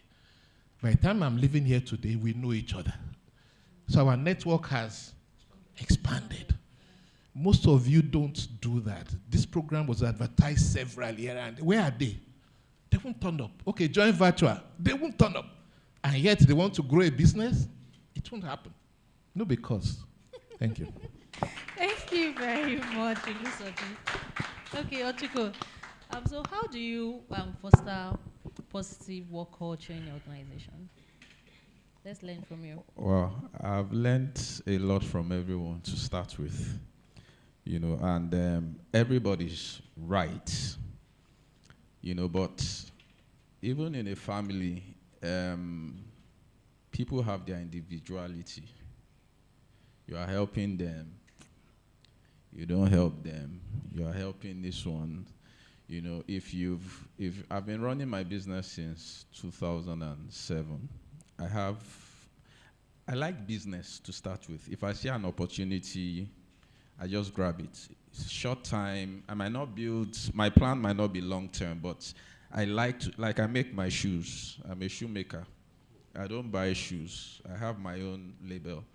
Okay, so to start with, my first staff in 2007, I had a small office. She was front desk, very smallish lady, and I think she was preparing for WAEC. And I think in that first year, maybe only 3 clients came to see me. 2 were from my church, so one was just, So I didn't have a lot of traction, so she didn't have a lot of work. But I was paying her. But I noticed once I step out, by the time I'm driving in, she's gisting outside with the driver. If I'll hear her voice. So I called her. I said, Amara, you are preparing for JAM? She said, yes. I said, which courses are you doing? She told me. I bought past questions for her. I said, every day would review. She used to grumble. She doesn't, because I just felt if I'm building people, which is my drive, by the way, I like people to know. If I come here, if I'm at your office, if I'm waiting for you, if it's your front desk, if it's your driver, I'll have a chat with him. I always leave an impact, even if it's a 2-year-old. I spoke somewhere last week, and I was telling them about developing self-esteem. I said, every young boy I meet, 3, 4, I say if I gauge his age, I subtract it by 3 or 4 and say that's his age. So if I think he's 6, I'll say, no, you are 2 years old. And that's a way to, and I say, no, you can't be 6. You see, I say, show me your muzzle. And he does like that, and I'm like, wow. Now, that's not the point. The point is there are things I have to tell him after that initial interaction. So I told Amara, go and buy JAM questions. Every time I'm reviewing, she will just be grumbling. Then I didn't come to work on a certain day. I was outside and I closed late. So she says she's going for her sister's wedding. And I said, I know your sister now. Your sister is married. She said, no, not that sister. Another sister that you don't know. She's my sister's brother's. So I said, okay. She said she wanted to go for 2 weeks. And I said, no, this business might be small, but we pay you from here. You can't take a whole 2 weeks off for a wedding. I could have given her, but I needed her to understand it was a business. You take 2 weeks off, you still come back, I still pay you. That means for 2 weeks, you are not in my front desk. When I say nobody visited, it's not like I was not praying. I would come in every day and say, oh, we have customers flooding, they're calling, So she didn't come. She went on a Tuesday, Wednesday, Thursday, Friday. So I didn't call her. So the next week, Tuesday, I called her. She said, no, Oga, I've left Owerri. I said, no. I didn't call to ask where you are. Where's the key to this cabinet? So she said it's here. I just left her. Then after the 2 weeks, I think she added another 2 days or so. I can't be doing this business, then I have a blockhead working with me. I'm not comfortable. And she's not ready to learn. So she came in and said she wants her money while my customer was begging. So I said, I've sent someone to the bank. There was nobody, but I just needed her to. So she came again, and she's the front desk. Nobody passed you to go to the bank. Nobody has come in. She said, where's the money? So I told my customer, see the person that you want. So she said, because I work for 30 days. I said, okay, let me explain it to you. There are 22 working days, not 30. So I did a calculation for her. That one knocked her off. So she will come again and say, where's the money? So after 3 of those rants, I opened my drawer and gave her the money, and she left. Like I said, they come in different batches. Key is knowing how to manage the people that you have. It's a lot of work. And when I say manage, we have a lot of managers. We don't have a lot of leaders.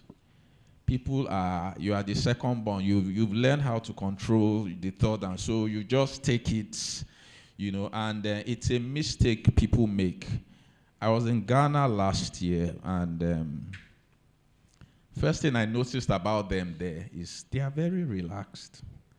The company that took me to Ghana, when I trained them in Nigeria, they are in Lekki. I used to leave my house 5. Sometimes I'll get there before 6 because I'd rather be relaxed than enter traffic and train. So sometimes I'll get there really early, rest in my car, and the staff were coming past 6. Nobody came late. In Ghana, I kept calling the driver, "Where are you?" He said, "Okay, I'm coming. Why are you rushing?" I had a colleague that couldn't travel because of COVID restrictions, so I had to stay extra days. So we had to take a class on Saturday. The MD was furious. He said, "Why would you make my staff come to work on Saturday? Is this today, not Saturday?" And it was a big issue. And I told the driver, "Okay, when are you coming today?" He said, "Me, work on Saturday." "No, I don't work on Saturdays." So I had to take a cab. On one of those days, why I brought up this story, there was a staff that, okay, so I had given them questionnaire, had spoken, and everybody kept pointing to one lady as the most social. And this lady didn't say a word. She didn't laugh at any joke. And I couldn't wrap my head around it.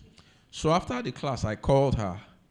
And I said, "How come everybody thinks you are this?" And eventually, she told me the person that came from Nigeria, one other guy, not from my company, she came late for the class. She says she stays farthest in Accra. And she had to go to the bank. The bank resumed by 9 to show you how relaxed they are. So already she's coming late, so she had to go to the bank. Then she came back, I think about to 10 or so. And this gentleman just blasted her. And he talked her down. And so she just shut down. So, and they were trainees. So I said, "Oh, that's great. So you know that when you enter the field, it won't always be rosy." I tried to cover up for him. And she cried. I don't know, sometimes people cry when I talk with them. I really don't know why, but she cried. And by the time I was leaving, she said, "Oh, I wasn't her mentor, I was now her dad." But I called the gentleman, because I'm talking about managing people. And I said, "Did you ask her why she came late?" He said, "No, he didn't care." I said, "Why?" He said, "No, his boss, the people that took me to Ghana, they can't stand people coming late. So he just took up that culture." And I said, "No. You need to know everybody." Already, I mean, in the class, they were trainees for an oil company. There were like 4 people with first class. I said, "You people are hot in Ghana." And they said, "First class is not anything in Ghana." I said, "In Nigeria, it's something." In my class, my lecturer told me, "In this class, nobody will finish you. You must try." So in Nigeria, it's a big deal. Your lecturer almost doesn't like you. Now in Ghana, they are encouraging them.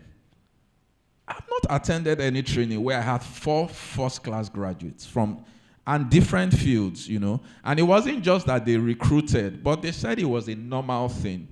So for me, if you want to go far, know how to manage the people. And it's not sweet. Do you understand? It's not, it's beyond what we're all saying. Some people would tell you, "That man is the most wicked man in the whole world." You might not even be there to defend yourself. Some people will say you are nice. I know someone that said, "I was too nice." That was her problem. That no, it's too understanding. Because she also had problems with the way I managed some people. And she said, "No, Oga, you should sack this guy." So managing the people is one. The second one is being innovative. I mean, he talked about looking for business where nobody is. I don't know if you've heard about the Blue Ocean strategy. Instead of going for where there's blood, there's this thing no. There's another group where you can just carve out a niche. You don't have to market to everybody. You can just pick. I mean, if, like now, I believe I'll get business from all these people here. So if he gives me 20 million this month, 20 million, 15, 18, what else am I rushing for? So you must know how to carve a niche. And I told someone once, okay, look at COVID. COVID came, we do training. People were not doing training. You even call some, in fact, you feel foolish for calling them because, I mean, they were not paying salaries. Some people lost their offices. I know some businesses that didn't recover. So what are you bringing different, except you want to leave that field? Then we moved into Zoom. Then we started, our trainings were no longer be a high flyer. Our training was managing in difficult times. Do you understand? Staying afloat in business. How to be the best among the worst. We had to change. Okay? And I told someone once that, okay, then someone came and I think wanted to do for one multinational and said they were going to use Microsoft Teams. And I said, let's use Zoom now. We're already used to Zoom. They said, no, it's Microsoft Teams. And I was begging. They said, oh, guy, if you're not doing Microsoft Teams, let's give somebody else. I learned it in 20 minutes. Do you understand? I learned it in 20 minutes. Online self, the manager just put 20 minutes. So this is your business. You have the vision. You are driving. There will be obstacles. Is it government regulations? Now they are bringing up not this government. Everybody is suddenly thinking, we can make money from these guys. We can make... I don't know who else does real training. There was a time CBN just said every training firm should go and have a pitch with CIBN. Then they just place the levy on us. So it comes up every time. How do you adjust? When I started, I remember I'm also an avid learner. I want to learn every time. So I'm amazed when people say, I've learned customer service 2 years ago. No. New stuff are happening now. I remember project management. The first time I read anything about project management, my wife went for a training. My first training was based on the material they gave her. My first training. And that training was for the British High Commission. I just saw a material, I read it up. Of course, I developed myself. So it was an avenue to learn. So then I knew I was swimming with big fish. I mean, there was Philips Consulting, there was LBS. I will follow my friend in Guinness to LBS and sit down and learn from them. When I needed project management trainers, because it was a bit hard to get at the time, I paid $10,000 to attend a training so that I'll hear if the trainer is good enough.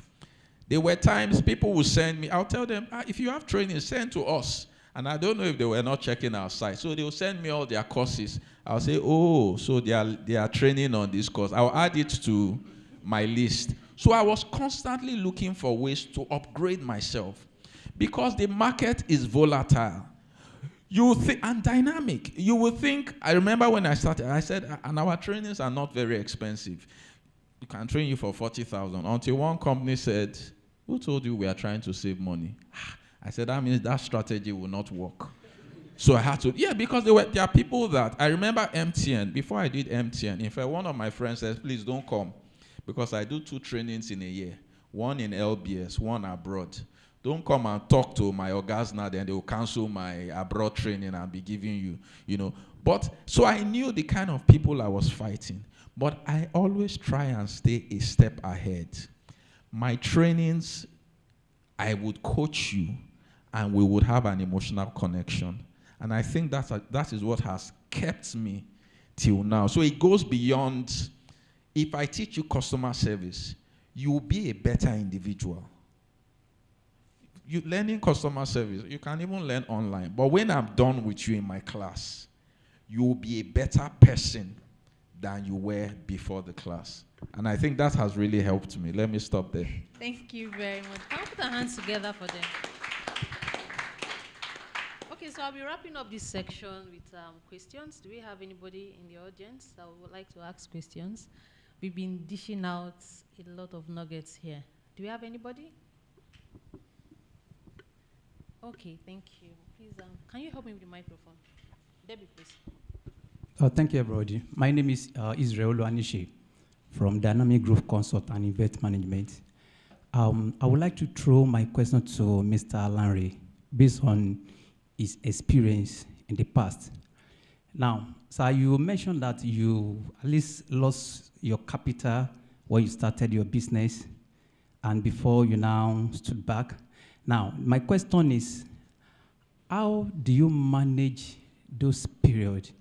You know, you started, you lost it, and still come back and still lost it. I know that it's not easy, which some of us that are just starting, we have done that. Now, how do you cope? How do you manage? And what gives you that strength to be able to still put more effort and to go back? How do you manage that situation? Thank you. All right, thank you very much. So first, let me tell you what led to me losing that money. So, so I was running a technology company where we developed mobile apps and all of that. So, and it was 2018, election period for 2019. And somebody just called me and said, Larry, there's a big deal. Come and develop a technology strategy plus products for one of the presidential candidates. So he took me to the presidential candidate. Oh, it was nice. We snapped pictures and all of that. He said, you know what? Go and do the project with your money. And we will. So that's why I call it political risk. You know? And I was traveling everywhere. Adamawa, Benue. So I was everywhere. In fact, that was how I visited all the states in Nigeria. Spending flight money. You know, got developers, recruited more developers, and they were paying everybody. At the end of the day, pay me money. Problem. Business, just, everything just crushed. And I remember one day I parked my car in Yaba, and I was thinking, I didn't know when I trekked from Yaba to Moshi. It was somebody that said, DLA, why is he going? I said, what am I doing here? Is he thinking that brought me? Where is my car? My car was with me. I found my way back anyway. But what I'm saying is that it was a very difficult period. And the whole of 2019, I wasn't doing anything because I didn't expect it. So first, it came as a shock. And two, it crumbled the business. We couldn't pay salaries again. I started selling things like the cars we have, generators, just to offset a number of things. But one thing stood out, the relationships that I built. So when I was starting again, to be honest, in fact, the idea that I started again, I got it when I was in church because my madam was like, go and pray in church now. And also as I was in church, he just said, something just popped, he said, you have been running a tech company and been developing business. What about if you just, and with all of your experience, why don't you just turn into a venture studio? And the name dropped, First Founder. So I never thought that name was going to be available in my head. I thought someone was going to take it. I just called him and said, okay, First Founders. And he said it's available. I said, okay, register. In fact, I borrowed that money to register that company. Long story short, I called 10 of my friends and I said, hey, guy, I'm delving into this space. But I'm starting first with the same thing that I did that I lost money with. Let me handle your tech for the next 6 months. Ideally, it should cost you about 2 million, but pay me 1 million upfront. I will do it for you. So I raised 1 million from 10 of my friends. But they are based, that's because I had a track record. And I have that credibility and the integrity, and that relationship has been there. So that's why I said social capital is important as a CEO. You must develop your social capital. So how I got my first capital for that business was my social capital. And that helped me to get off the ground. So that's how I was able to deal with that.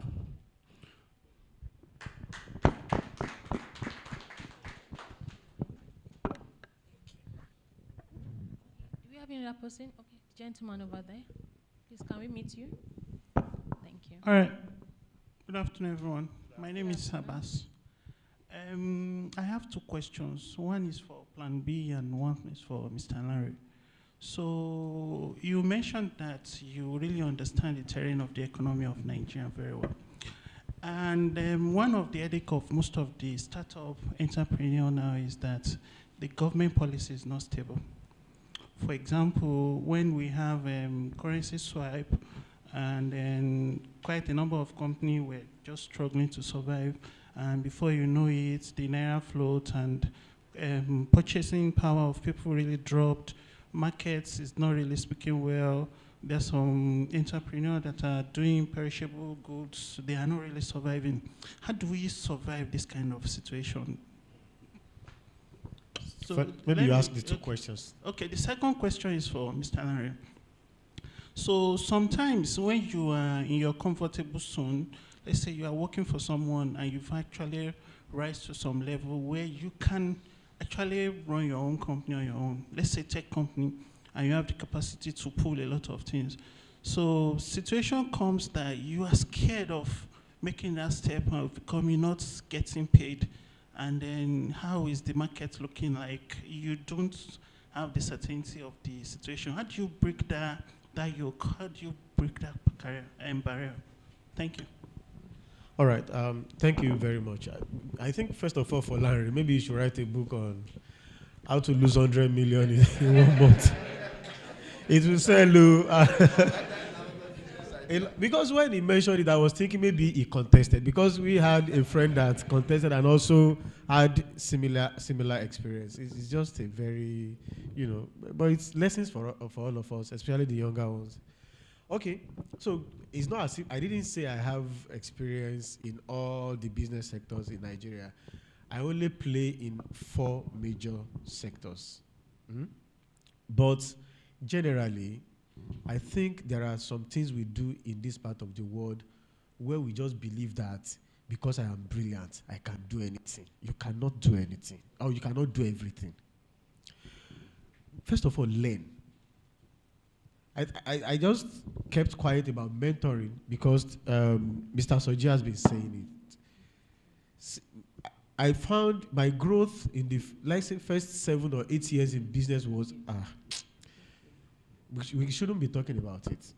But if you really want to enjoy faster growth, just look for somebody who has, this thing is not hard though.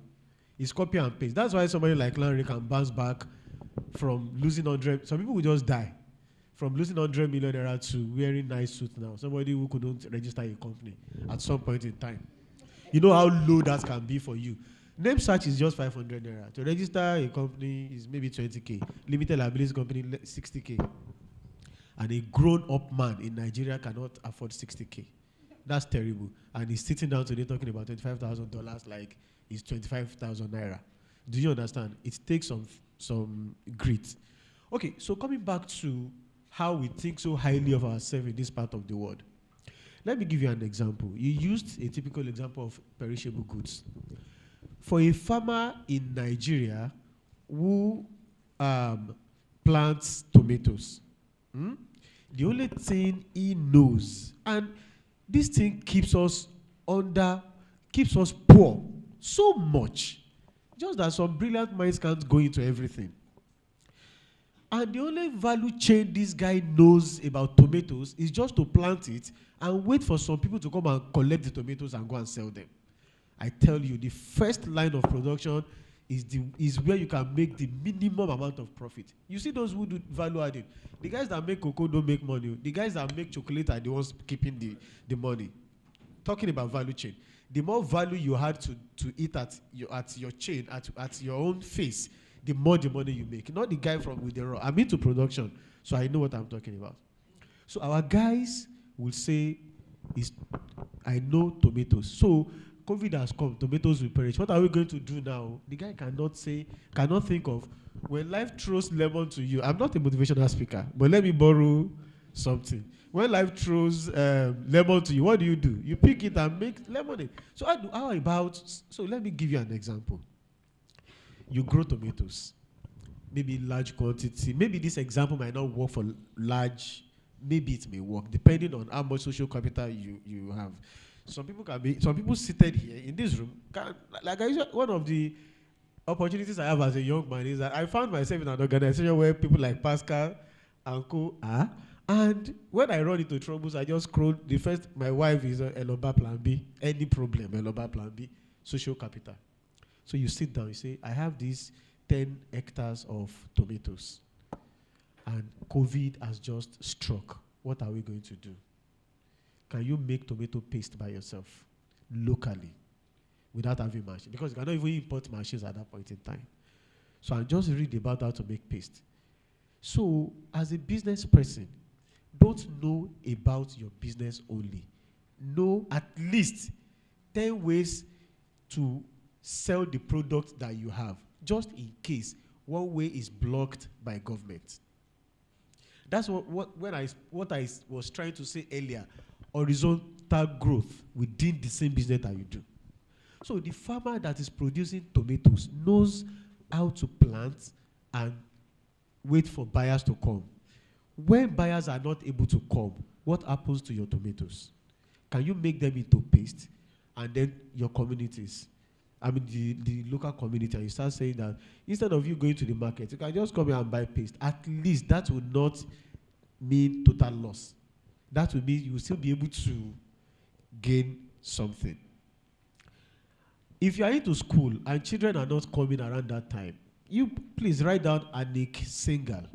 Anik, A-N-I-K, Singal, S-I-N-G-A-L. He's an Indian. He's just an e-commerce guy because I'm also into e-commerce. So he's one of the people I follow.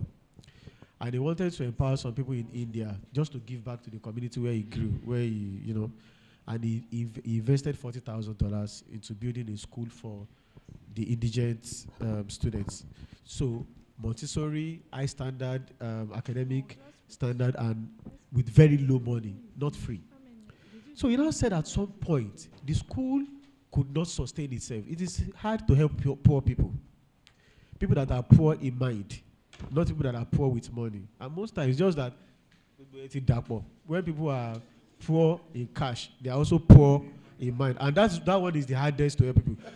When sorry, Larry, to be mentioning your name all the time. When at some point it was very low on cash, it did not affect his men. That's when, with little 1 million, if you give somebody that is poor mentally 1 million, it will still not amount to anything. You say, hey, help me. Now, the guy now said, he now sat down, gave them more money. Still, they were running the school down. I said, okay, you proprietor and proprietress, why can't you think of more ways to sustain this school? Why do you have to come to me all the time? Say, yeah, this is school now. There is nothing we can do other than to do school and to do evening lessons. He said, okay, no problem. He flew to India and he studied the families of the parents of the children. And he now realized that most of the parents are actually poor people. Of course, poor people. He said, okay, how about if we bring them in the evening and on weekends for empowerment training? So those who want to be tailors, those who want to make soaps, make candles, come and learn how to make that. You pay a token. When you pay a token to the school, they are using teachers. The same teachers that will teach their children in the morning will teach the parents in the evening. Now school is making more money. School makes more money, then parents are now able to pay school fees. Double income. If COVID happens and children are not, schools will be shut down for that, you can have small gathering of adult classes and still keep things running. All we just need to do as people when we want to start a business is, because before COVID came, most of us did not learn that we could be shut down or be locked down for several months without being able to leave our the money I made in the 3 months of lockdown, I've still not been able to eat that figure in the last 3 years. And I realized that what happened was that because we were locked down, the distractions that normally affect our creativity were not really there much. So I had all the time in this world to think and to save more money. So, and one of my businesses was able to do delivery. And so we were just, nothing really affected us. And we're still paying staff and all.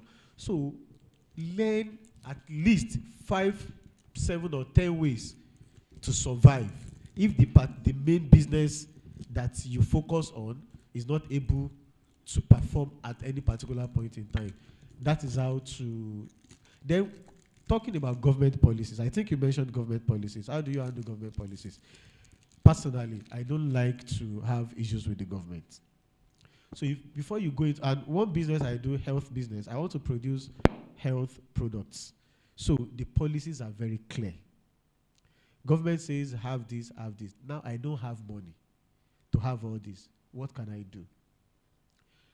I can, maybe many people don't know, governments in Nigeria here have facilities where you can take your own recipes to their facility and they produce for you. And that also even helps with faster registration with NAFDAC approval, toxicology test, and all. So I sat down. And when they say information is not available, it depends on how you search. I took my car and I drove to somewhere called Kofu Abayomi. Government has a very big facility, and the guy told me, people don't come, we are always there. Doctors, PhD holders in chemistry, in biochemistry, doing analysis, everywhere with cobwebs. People don't go there to go and meet them because people think that for me to have a maybe natural pharmaceutical company, I need big machines. We still don't have all those big machines, but we've been growing. Like we just got a factory.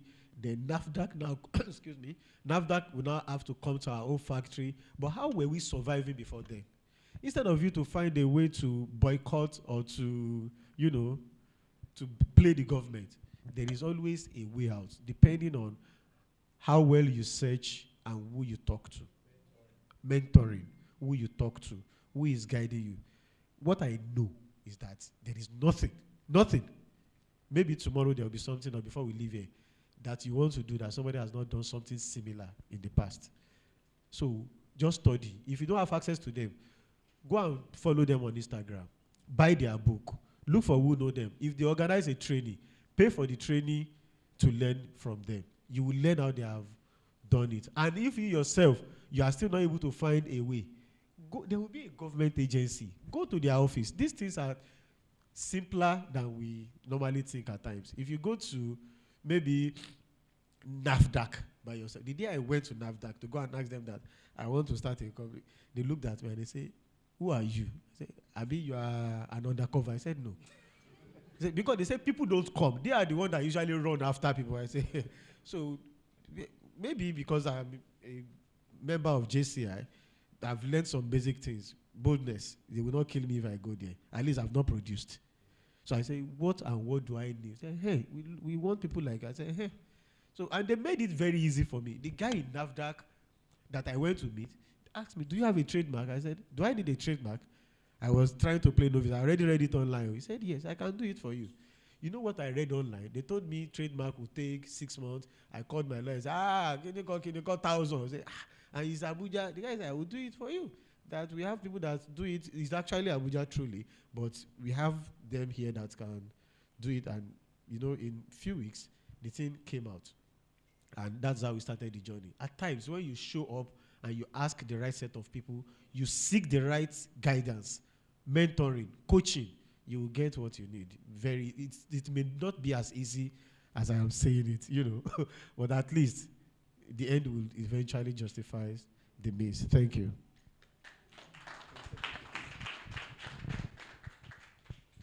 Okay, so I often say that not everybody can be an entrepreneur, and that's a fact, because not everybody has that ability to take risk and even has got the mind to hold on to risk. But I would say that sometimes some people have that ability, but they have not just developed it or sort of own up to it. Well, whatever it is that you have to do, I always tell people, you need a customer to start a business, and you need capital to grow the business.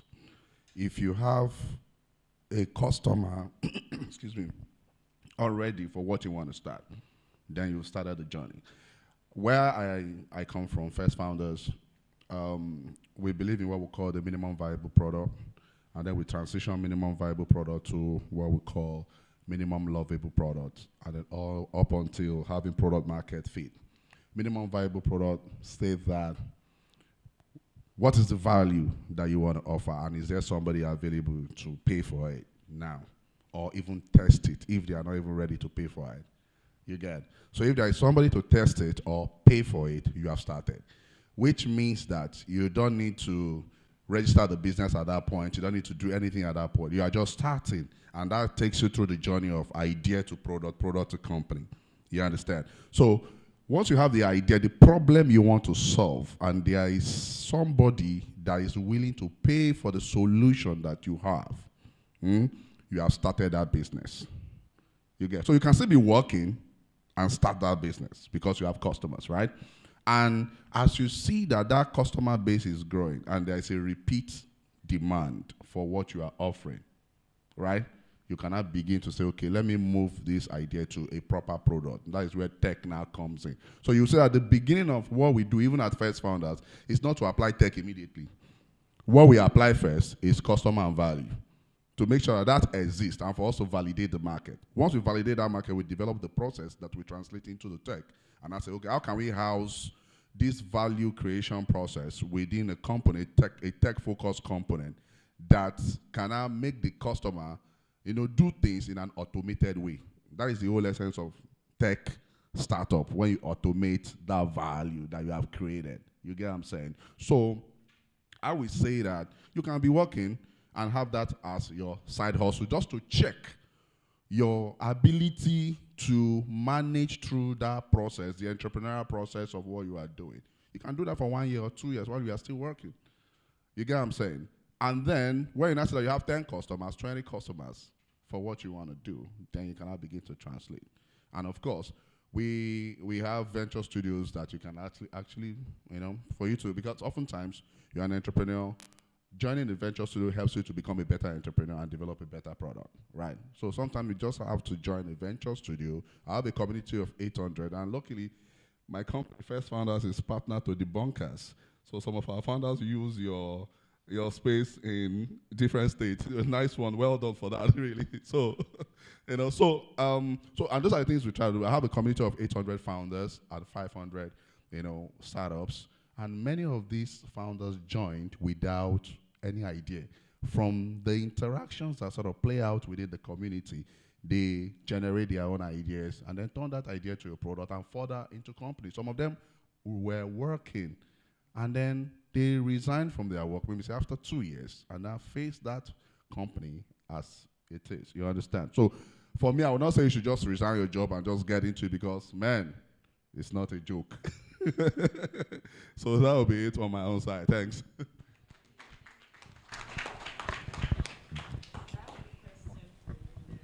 Okay, so wait. We have, after this question, we'll take yours. So we know we have online viewers, and we have a question from one of the online viewers. To the speakers, what do? I was given a check for a catering job.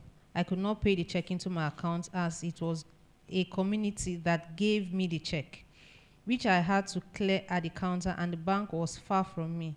First, I borrowed money from my husband to make purchases of fish and some perishables on due to public holiday.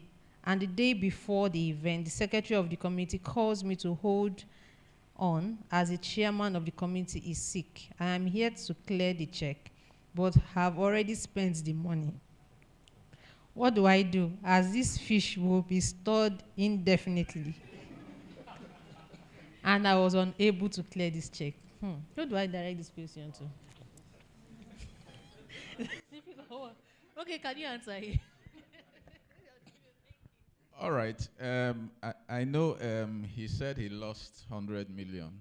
Okay, the first money I lost, just before I resigned from my business, I'm responding to this question, by the way.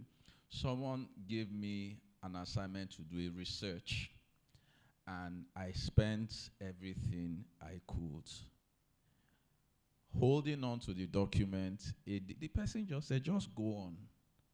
And I said, I've written, and the person said, just go on. And I said, oh, my story will not be like the typical entrepreneur. I'll start as a millionaire. And a few days before I met the client, he said I should email him the document.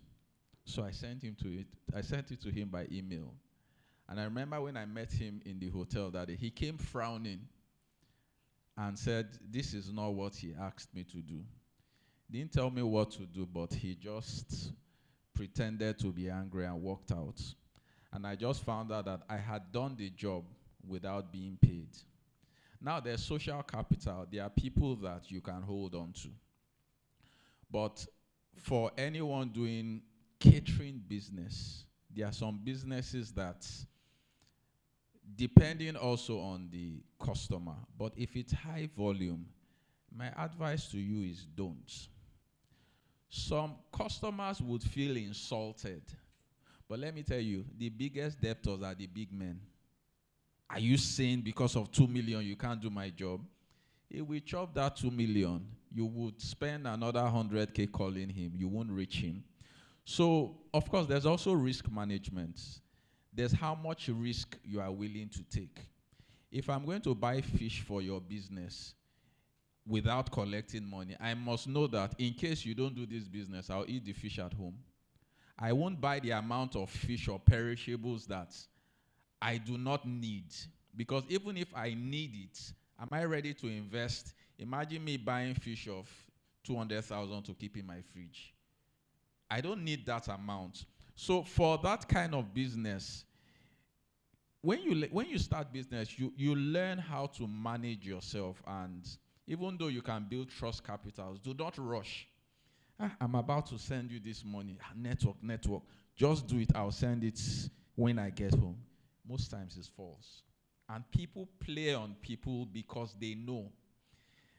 You might lose a few businesses with some genuine people that might think they're insulted, but it's business. You don't go to ShopRite and say, don't you know my face? You don't do that. You don't go to the bank and say they should give you a loan. You don't. So there's how much risk you should be willing to take. I do, okay, like for training now, for us, they hardly ever pay us ahead. A few do, but because the business is very corporate, we will use English to embarrass you just in case till you pay. But that's because I can manage that space. And I mean, the MD of so bank doesn't want to embarrass himself because, of course, we've also signed documents. And the way I transact is when you say, come and train my people today, I will send you a mail and say, my understanding of your requirement is sequel to the conversation between me and Soji on the 2nd of December via WhatsApp chat. Oh, it's explicit. You can't beat it. Where we agreed, I will now state the things that you said you wanted. 1, you said we should recruit 2 staff for you. 2, you said we should do a research for you. 3, you said we should train you. I will now put the cost. Now, I put my understanding, this is what we're going to do. This is the duration. This is the dates. And you will sign. Otherwise, I won't come. Of course, after some time, I get used to some people. And I mean, this is just training where I'm giving you cerebral knowledge. Imagine you are buying fish or you are buying tomatoes and you now have to buy it. And now they say chairman is sick. The person that sent you, they'll say he has moved with the husband to Oshogbo. The new person will say, I don't know. It happens every time. So reduce the probability of that happening, as much as you can. Because business is the risk is high. No matter the business, the risk is high. So you must, as much as you can, minimize the risk of something going wrong. All right. Okay, thank you very much. Okay. I think now this person needs an immediate solution because she already bought. So I think maybe there are 1 or 2 other ways she can recoup her husband money because Yoruba sọ pé ìbẹ̀rẹ̀ kíní kan la máa mọ àmọ́ parí o. This can cause marital issue. Where's my money? And if by Monday the check does not clear, it's a big problem. So this is what I think. If she's already a caterer, it means people already know that she's a caterer. She's in the food business. Does she have 10 friends or families she can call to say, you know what, let's visit this weekend, and I'm cooking this kind of soup, or I'm cooking this kind of food. I can give you what will take care of your family for 1 week for this thing, and it's 10K. If the person has me as friend, I'm a regular customer of buying anything that will make my wife not to enter the kitchen, or to just give them a new taste. We try new things regularly. So WhatsApp status is there. If the fishes are good looking fishes, just snap it and say, from the way this fish is looking, because there are some fishes you now you're making me feel bad. Like I like food too much. So what I think, just snap the fish and say, maybe if she has pictures of what she has done in the past, and say, this fish can move from what you are seeing now to this, and put before and after, and say, you can have a plate of this with 40 pieces of fishes, 30 pieces of fishes, 50 pieces of fishes for just 7,500 naira. I'm making templates. Payment, how do people say it on Instagram?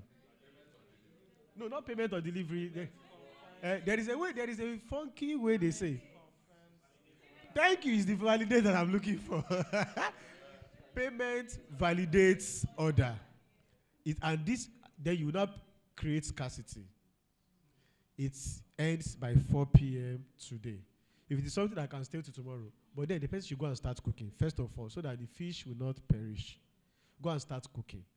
When you start, because, see, if you miss the ball, don't miss the leg. That's what they say. It's already looking like she's going to miss the ball because the chairman is sick.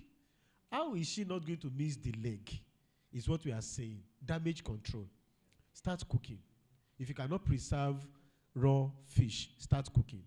When you start cooking, it is easier to keep maybe cooked fish or fried fish than fresh fish. So at least fry. If all you can do is to say, I have this fried fish. Using myself as a typical example, I will still buy fried fish from you. If I know that at least it will save my, and it's what I was trying to tell this man. At times, we focus on just growing tomatoes. Do you also know how to market tomatoes? Do you know how to market tomatoes that will make, maybe somebody in suits like David will now say that, this marketer is good. Even if your wife does not need tomato, you now buy tomato and take home. So the woman should learn how to market, to say, see, I fried the best, I'm the best fish fryer that you can have. Have a taste. If you buy 10 pieces, I give you 2 pieces for free as a taste. If you taste it and it doesn't taste nice, return it. They are all your friends. They will not return. See, you just use emotional sort of thing. Don't worry. It's the oil. You guys. So that is damage control. It may not totally solve the problem, but she can recoup. If it is rice, she can cook jollof rice and sell to families on WhatsApp and Instagram and Facebook. Thank you. Sorry, let me just add. So I have an experience, working in a fishing trawling organization some years ago. She can smoke it. You can smoke the fish because, and this shows perspective in terms of when you have challenges, which makes this discussion very practical. So you can just smoke the fish because instead of losing all, you can preserve it. So when you do smoked fish, then you can distill in terms of how you are selling it. Now, there's something that is very important, from my experience in procurement, that I think he tried to allude to it, but let me just bring it out to help people. When you enter into agreements, you must have a contract. That was what he was trying to say about, putting things in, WhatsApp and stuff like that. That is a form of agreement. So it's very important that if somebody asks you to, which is what we don't do normally or typically in Nigeria, and that's why you see that many businesses, they run into problems because you don't have a contract. You just take the words of what somebody says. So before you are after the business, but you must have a simple process that helps you to be able to ensure that you manage the risk of your business. So how do you manage the risk? Just a simple contract. You can pay some money to lawyers and ask them, look, I'm doing this. So you have a template. So anytime that you are doing something, they sign. So what that happens is that then you put the obligations of both parties. So if, for example, the contract that you have is that, oh, I am engaging you, and that, okay, so what happens if this person is not available and he doesn't pay? Then you have that responsibility, you pay. You spell it out, and you make sure that they sign. So if something like this, and eventually something like this happens, you are already protected. So when you put all these small things, as a CEO, you must have a contract, no matter what it is, and it must be signed by both parties. Let somebody that has that legal knowledge help you, or somebody that is good or conversant in commercial discussions help you to be able to craft that simple stuff, and that one helps you. Then just do smoke fish. It will not spoil. You will sell it. Thank you. You want to say something? I know time is spent. Just hearing this discussion, please, I'd like to add, not only just the CEO, every human being should invest in learning how to sell and market. It's a skill we all need, selling and marketing, because all of these issues we're discussing, really, you must learn to pivot. Life, the way it happens, things always go wrong. And sales and marketing skills helps you to see what other opportunities one can quickly pivot into. I like to joke that part of why a lot of young people are not married today is because they don't understand the skills of sales and marketing. It's that simple. So you can apply this skill not only in business, in anything, selling and marketing, because this kind of issue, by the time you speak to one or two people, and you've had some suggestions here of value add, you can fry, you can smoke, you can grill, before you know it, you may even make more money and start a new line of business she's never thought of before. The other mistake we make is, do you know, for most businesses, almost all businesses, you don't need more than max 30 to 40 customers. Check. I have just about 43 customers, and we're very profitable. Right. So sometimes we think I need to sell to the whole of Lagos or the whole of Lekki or Nigeria. No, not necessarily. Because in that your 40, you will find the Pareto principle that 20% of them, they give you 80% of the money. So I don't need everybody. Because sometimes you do this research, except you are starting a business of 200 million. You don't need any basic market research. Just enter the market. And you learn from the market. So most of these startup things we're talking about. The market is the best research you can do. You learn, then you adapt. And selling and marketing will get you there. Thank you very much. Okay. You have a question, so that will be the last question for this section. Okay, suggestion. Oh, thank you. Good afternoon. I want to buttress on the point he made about selling and hiding, and it wasn't paid. I think I almost fall into that trap. I work in a company whereby the few staffs left, almost all the staffs are frustrated. So those left are there because they don't have where to go yet. They don't have a plan B. Now, I got there. So I got there as a youth corper.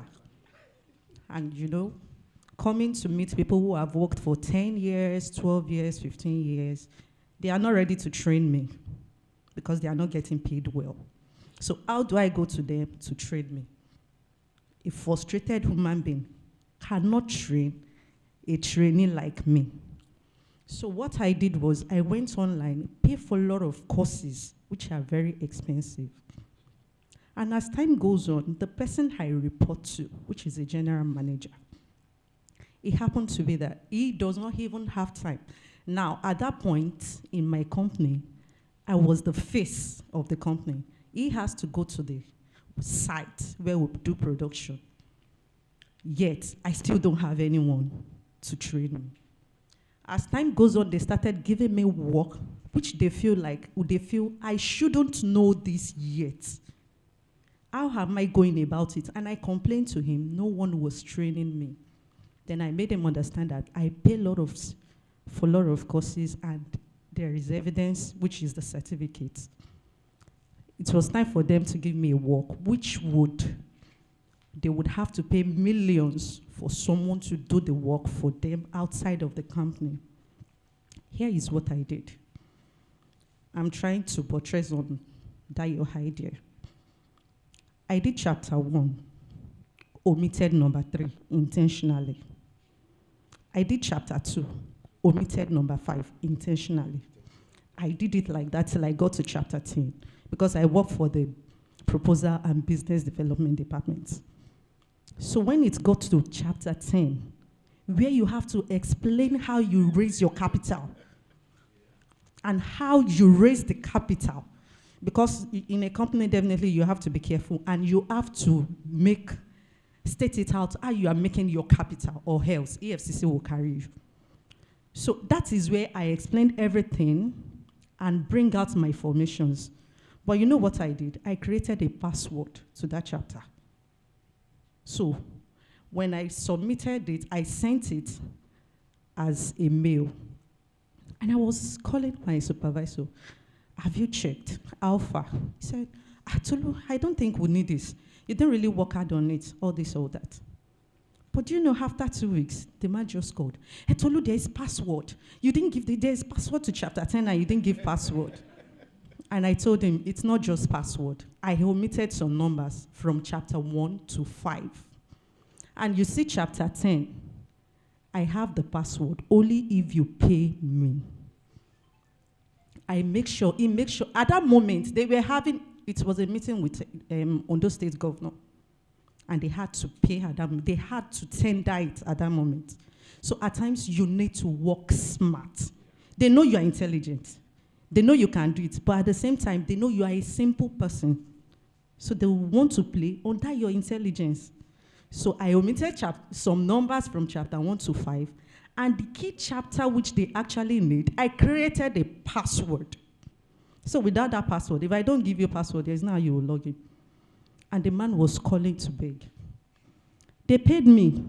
Within less than 5 minutes, I received my money in my account. In fact, they didn't say send your account details. Yes. So I received my money. And funny enough, I was a family to the company, to the MD of the company. Because when I got there, I used to tell my general manager, I can't grow here.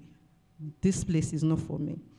And I've seen a lot of people wandering for 15 years and saying they don't even know where to start from.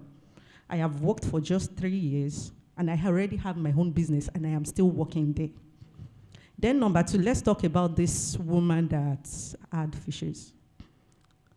You know, at times, giving advice alone is not enough. Right now, she's down. She might not even, we can be giving her advice and still not know where to start. And I feel what we can do now is almost everybody eats fish.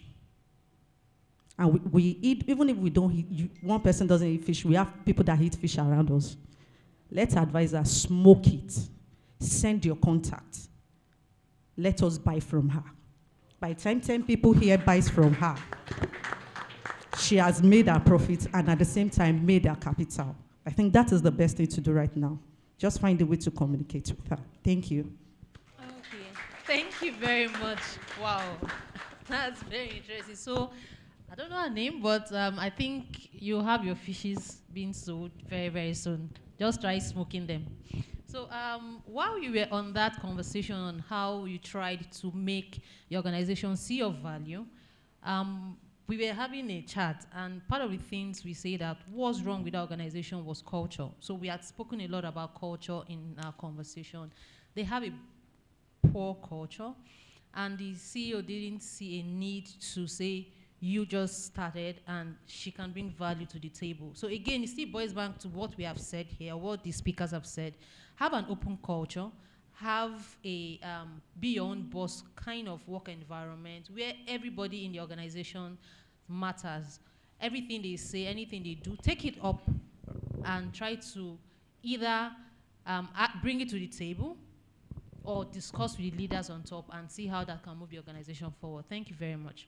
So I want to say thank you once again, our speakers. So we are going to take a 10 minutes break and come back. I'll be, sorry, host organization, I think I'm in charge, yes. We will be collapsing the last two sections, so we'll wrap up on time. Thank you very much. So I'll be starting with Olusoji. I noticed you brought in a couple of books around, let's put our hands together for him. Thank you. Books, wow. First, I believe everybody should write a book. Because a book is nothing other than telling your story. And everybody has a story that somebody needs to read. But we underestimate the value of our experience. I mean, that's how I write. The first three are on relationships. I'm married now for 31 years. So, and it's been like this. So the first three books are on how to be married, and you almost give up and you still stay there. And you mess up and you still find a way out. So I write about my experience. Then the fourth book was on entrepreneurship when resource intermediaries was 6 years old. How to run a successful business in this environment. And a few people were like, who are you to write about how to run a business, a 6-year-old business? Well, we are 17 plus now. So I must know something. And we're now in Ghana, we're in Kenya. So I must know something about running a business worth writing. The fourth book was when I was asked to share a message in church. I'm a redeemer, and I was very scared because at those days I wasn't a public speaker, as it is. And I dodged the pastor for almost 2 months before he finally noticed I was dodging, because I stopped sitting in my regular place. And he cried, said, okay, if you don't want to do Sunday preaching, do Tuesday or Thursday.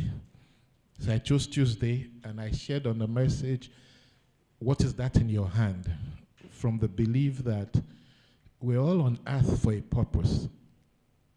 Life is like a stage, and we're all actors. But the mistake a lot of times is, rather than read our own script and perform our role, we want to be like John or Pascal. You can't ever be.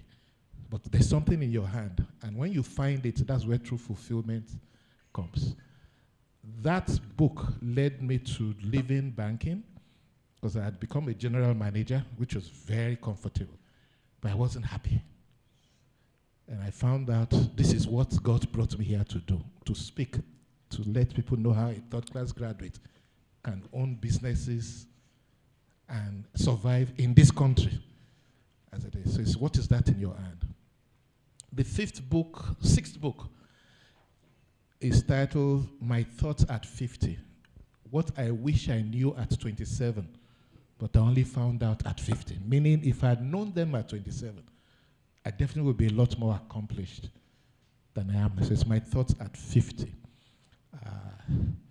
That book was written 9 years ago, as it is. The last book is during COVID era, Leading Through Crisis. How do you function? And I love the way Plan B put it. I never did any online training until COVID. But we're doing a lot of training. So suddenly COVID came. We have to learn how to use Zoom and do physical training. And in those 4-6 weeks of lockdown, we made more money selling 10,000 naira training than we had done in 2 years selling physical training. It was amazing. First, because there was already a social capital. So people knew us for the subjects we were teaching on: leadership, entrepreneurship. So I wrote a book on how to survive through a crisis. It's leadership, how to survive through a crisis. And it's similar to all we're doing today. Be present, communicate well.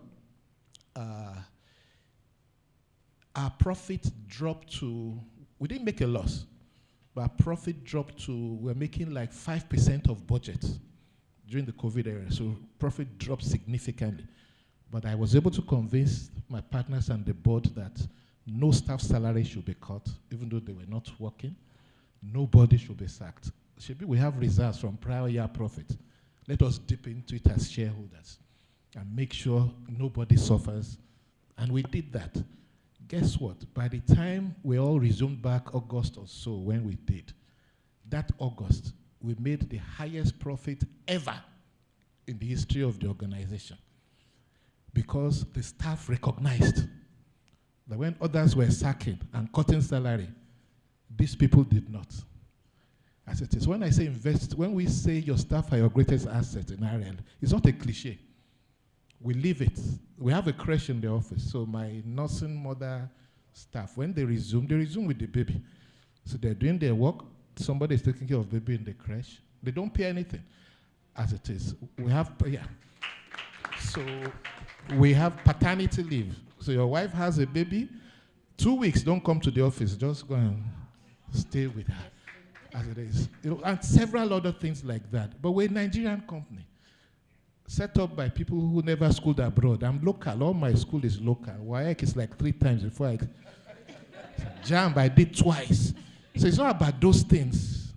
It's not about those things. It's about and that's why there's a book called The Joy Corporation. Look for the book and read it. It's Secrets of a Successful Companies. It's not one big thing. It is several small things.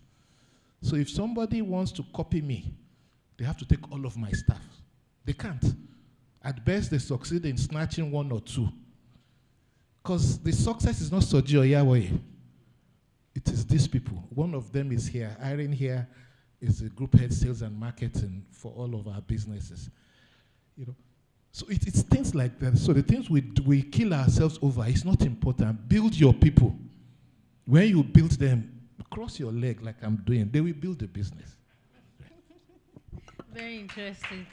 Thank you very much. So that would lead me to my next question. This question will be going to Pascal. So I need to just tell us, give CEOs, entrepreneurs that are online and midst, some nuggets on how to build a resilient company and how to stay afloat in this economy. Thank you. Okay, thank you so much. Before I do that, permit me just 1 minute to share what happened to Dega Multi-Concept when we started. It's a young business. We started March 2017. And for the first 11 months, and I'm not kidding, for the first 11 months, we had no single revenue. No single revenue. Now, when we started, I had prepared to say we're going to have salaries to pay for 6 months, right? I'm hoping and believing that from 6 months we would have started making money and then we can pay. 6 months came nothing. 7 months, 8 months. And on the 9th month, 2 of my staff members walked into my office and said, look, that they don't know where I'm getting the money to pay salary. They think we should either ask them to go home or that we should, swing into another area. I smiled. I do that a lot usually, even when there's pain inside, believe me, right? I smiled and said, gentlemen, you don't worry. I can still handle it. When it gets to that point, I'll let you know. So don't worry, be happy, just go back. And we continued until the 11th month and the break came. And somehow that first break came big, right? And then we said, okay, now that we have, what are we going to do? We don't just think, how do we diversify? And like what plan B is, create values for the business that we do. Because sometimes that particular core business could suffer. But how do you ensure that you continue to service your customers? Now, that brings to the question of resilience company. My brother here mentioned GREAT, and I really wanted to explain that because sometimes we don't understand what it is. GREAT has resilience, it has consistency, it has patience, audacity built in it. It's about telling yourself, and I say that all the time, launching into any venture, I try to imagine what could be the worst case scenario. What are the things that could hit the company so hard that it could go down? And the question I ask is, if it happens, how do we, how do we react? Or better word, respond to it. I withdraw that reaction. Respond to it. I ask that question a lot. And so building a resilient company first is to ask yourself, what is the purpose? What is the justification for going into the business? Now, there are people who jump into ventures because they believe that is the trend. People are making money. So let me get into that. I have a friend who felt there was so much money in real estate, right? And he got some money, he just got some put together, got a few lands in Port Harcourt and said, let's go and market it and sell it. 1 year down the line, he had to run away. I didn't mean quit. He disappeared and went into something else. So first, ask the question, what solution do you intend to provide going into that business? So there has to be, a strong justification for going into it. All right? Now, as long as those challenges continue to exist and solutions are required in that area, then that business is relevant. So that relevance will keep you going. It is very important. So what solutions are you providing? Don't jump into it because others are just doing it. That's number one. Number two, resilient business, we cannot overemphasize it. He's talked about it again. Investing in the people. Investing in the people, because sometimes when the chips are down, one single idea can come from a team member that can turn the whole company around. So we must invest in building the people. And I use the word connection.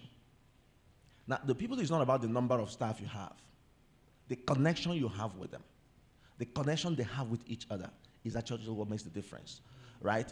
If I sit and we are colleagues, and I realize that you are challenged in a particular area, and I have an expert, am I willing to lend a hand? There are people who hold knowledge and expertise in companies because, I feel if I give you that, you probably go ahead. So no, I'm not going to give it to you. So it's important to build people to that point where people are willing to give hands freely and support the company to grow. That's really important. The other thing, we must understand the system and the climate where we operate. Nigeria is a typical example. When we talk about the volatility, I want to go back to that. That's very, very, very important. You want to build a company that is volatile, then agility must come into play. You must, first of all, be willing to change, be dynamic, just as the trends are changing. There are people who, when COVID happened, they were praying and wishing and fasting that COVID should end in 2 weeks. It didn't happen. In 4 weeks, it didn't happen. In 8 weeks, it didn't happen. Some of them went into extinction. Some lost a lot of money. But those who realized that COVID could come again even in 2025 or 2026 have asked themselves the questions, if and when it does happen, how do we survive? And that's when Plan B talked about living in the future. That's how companies should think. So if you want to build a resilient business, ask yourself, what are the trends? What are the likely things that could happen? If something worse than COVID happened again, can we survive it? And the only way, again, to survive it is to understand the trends, how things are going, and ask the question, how can we, again, diversify? Within the same, he talked about the what do you call it? There's vertical and there's a horizontal growth, right? I want to borrow that. It must continue in that field to expand horizontally so that you have change. And the final thing I want to talk about, building resilient business. I'm sorry, sometimes, this might be a bit spiritual. It's important. I don't know what you believe in. I don't know what you believe in. But one of the stanzas of our Christian JCI says, faith in God gives meaning and purpose to human life. I believe that faith in God can give meaning and purpose even to your business, because sometimes the business is also our lives. So whatever you believe in it strongly. But it's not about just believing, but you must also act and follow the instructions to faith. So faith, actionable faith, one that is practical that you can see. And when you can do that, and then every other thing about leadership we talked about, communication, the vision, all those are addendums. I don't have all the time to begin into that. They will just naturally follow. But you must ensure that you are a true leader who do not only speak, but you act. And people will naturally follow you. 2 last words for every leader who runs business: responsibility and influence. If these two are not available, the business cannot survive. You must take ownership. You must accept whatever you see.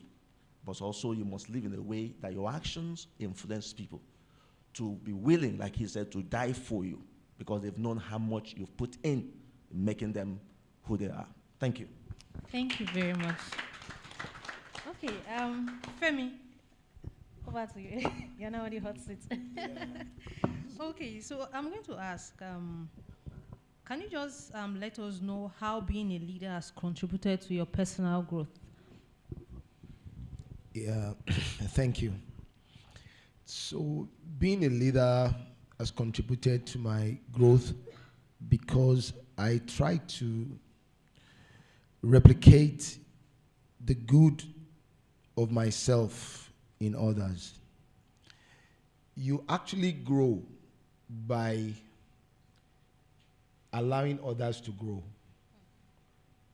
so what I do is that, and this is what I believe in, and I always tell my colleagues, subordinates, if I die tomorrow, I'm dying empty.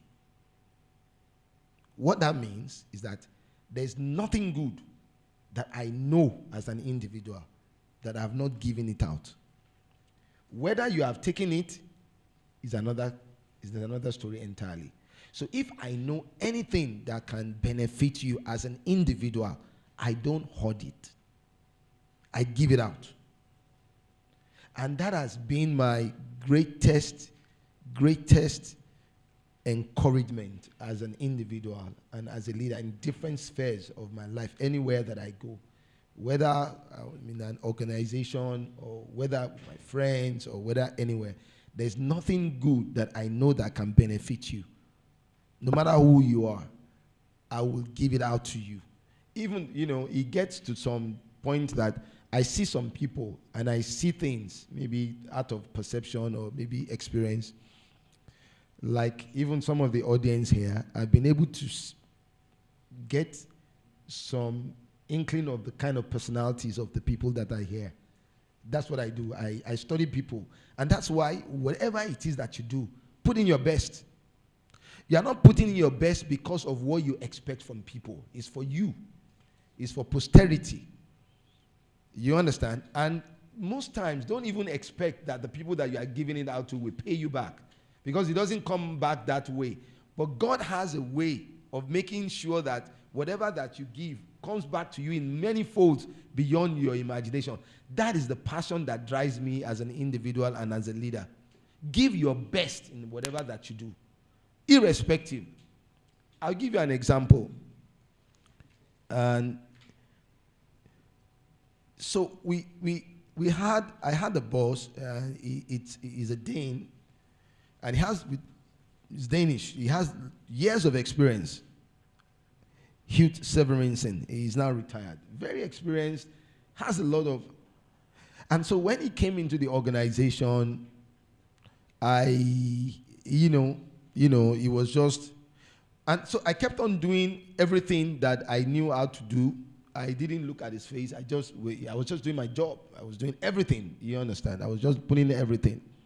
And this is so many years ago, but I think there's a learning from that. And one of the days he called me and he said, I like what you're doing, and I've already told the HR and that you will be promoted. Don't worry. Now, this was a man that I didn't suck up, like some people say. I didn't ask for it. I was just doing the job, but I was doing it not because that is what I'm doing it for eye service. I was doing it because that is what is expected of me. And so you see, when we're talking about organizations, we are talking you own a business. I don't own a business per se yet, but I have given ideas to so many others that have started business, and they have excelled very well in it. I can tell you that. So one of the things is that of entrepreneurship in terms of maybe the fear of this or that. And so I'd like to encourage each and every one of us that in your sphere of influence, give your best, irrespective. Whether your boss is a wicked man, forget it. Do you know one thing I found out? People are always watching you. And the benefits that comes to you, it typically does not come from your boss. It comes from outsiders. One of my friends, I'll end with this, he called me one day, he said, I have a car that I want to give out. I said, who should I give this car to? Now, I looked in where I was, and I saw one guy that was very loyal to the boss. Very loyal to the boss. The guy does not know. And I said, give the car to this person. He gave the car to that person. That person did not know until 7 years later that I was the one that said that he should give the car to him. Now, he might be thinking that, maybe it was what I was. Yes, it was what he was doing, but because he was consistent in what he was doing, he was showing loyalty. He was loyal to his boss. He didn't even know that it was me, that an outsider that told somebody else, give the car to him. So the benefits that comes to you, all of us, in our organizations, in your businesses, and in whatever that you do, goes beyond what your immediate boss. Give your best, irrespective. And you will see that things will work out for you. Thank you very much. Thank you very much, Femi. So, do unto others what you want others to do to you. That is what I'll pick from that illustration he gave. Okay, so this question will go to Larry. What's something you wish someone told you earlier in your career journey as a CEO? That one thing you wish you had the advice before you started.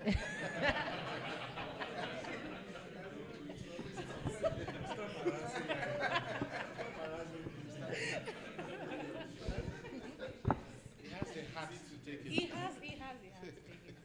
The reality is that when you asked that question, my mind raced back to 2001 when I actively took up the mantle of entrepreneurship in itself. And in 2000, I made my first 3 million in business in 2006. I think I was 23 years old. I used to see Pascal there in JC. I was in JCI First Tag. We started JCI First Tag with Oyebanjo, blessed memory. I was be like, it was your girl in, and a number of us from JC and other guys, we formed a club, a millionaires club of young people. And the money I was making from my business that I taught over 6 years, I struggled to make some millions because I had grown that 3 million to over 35 million.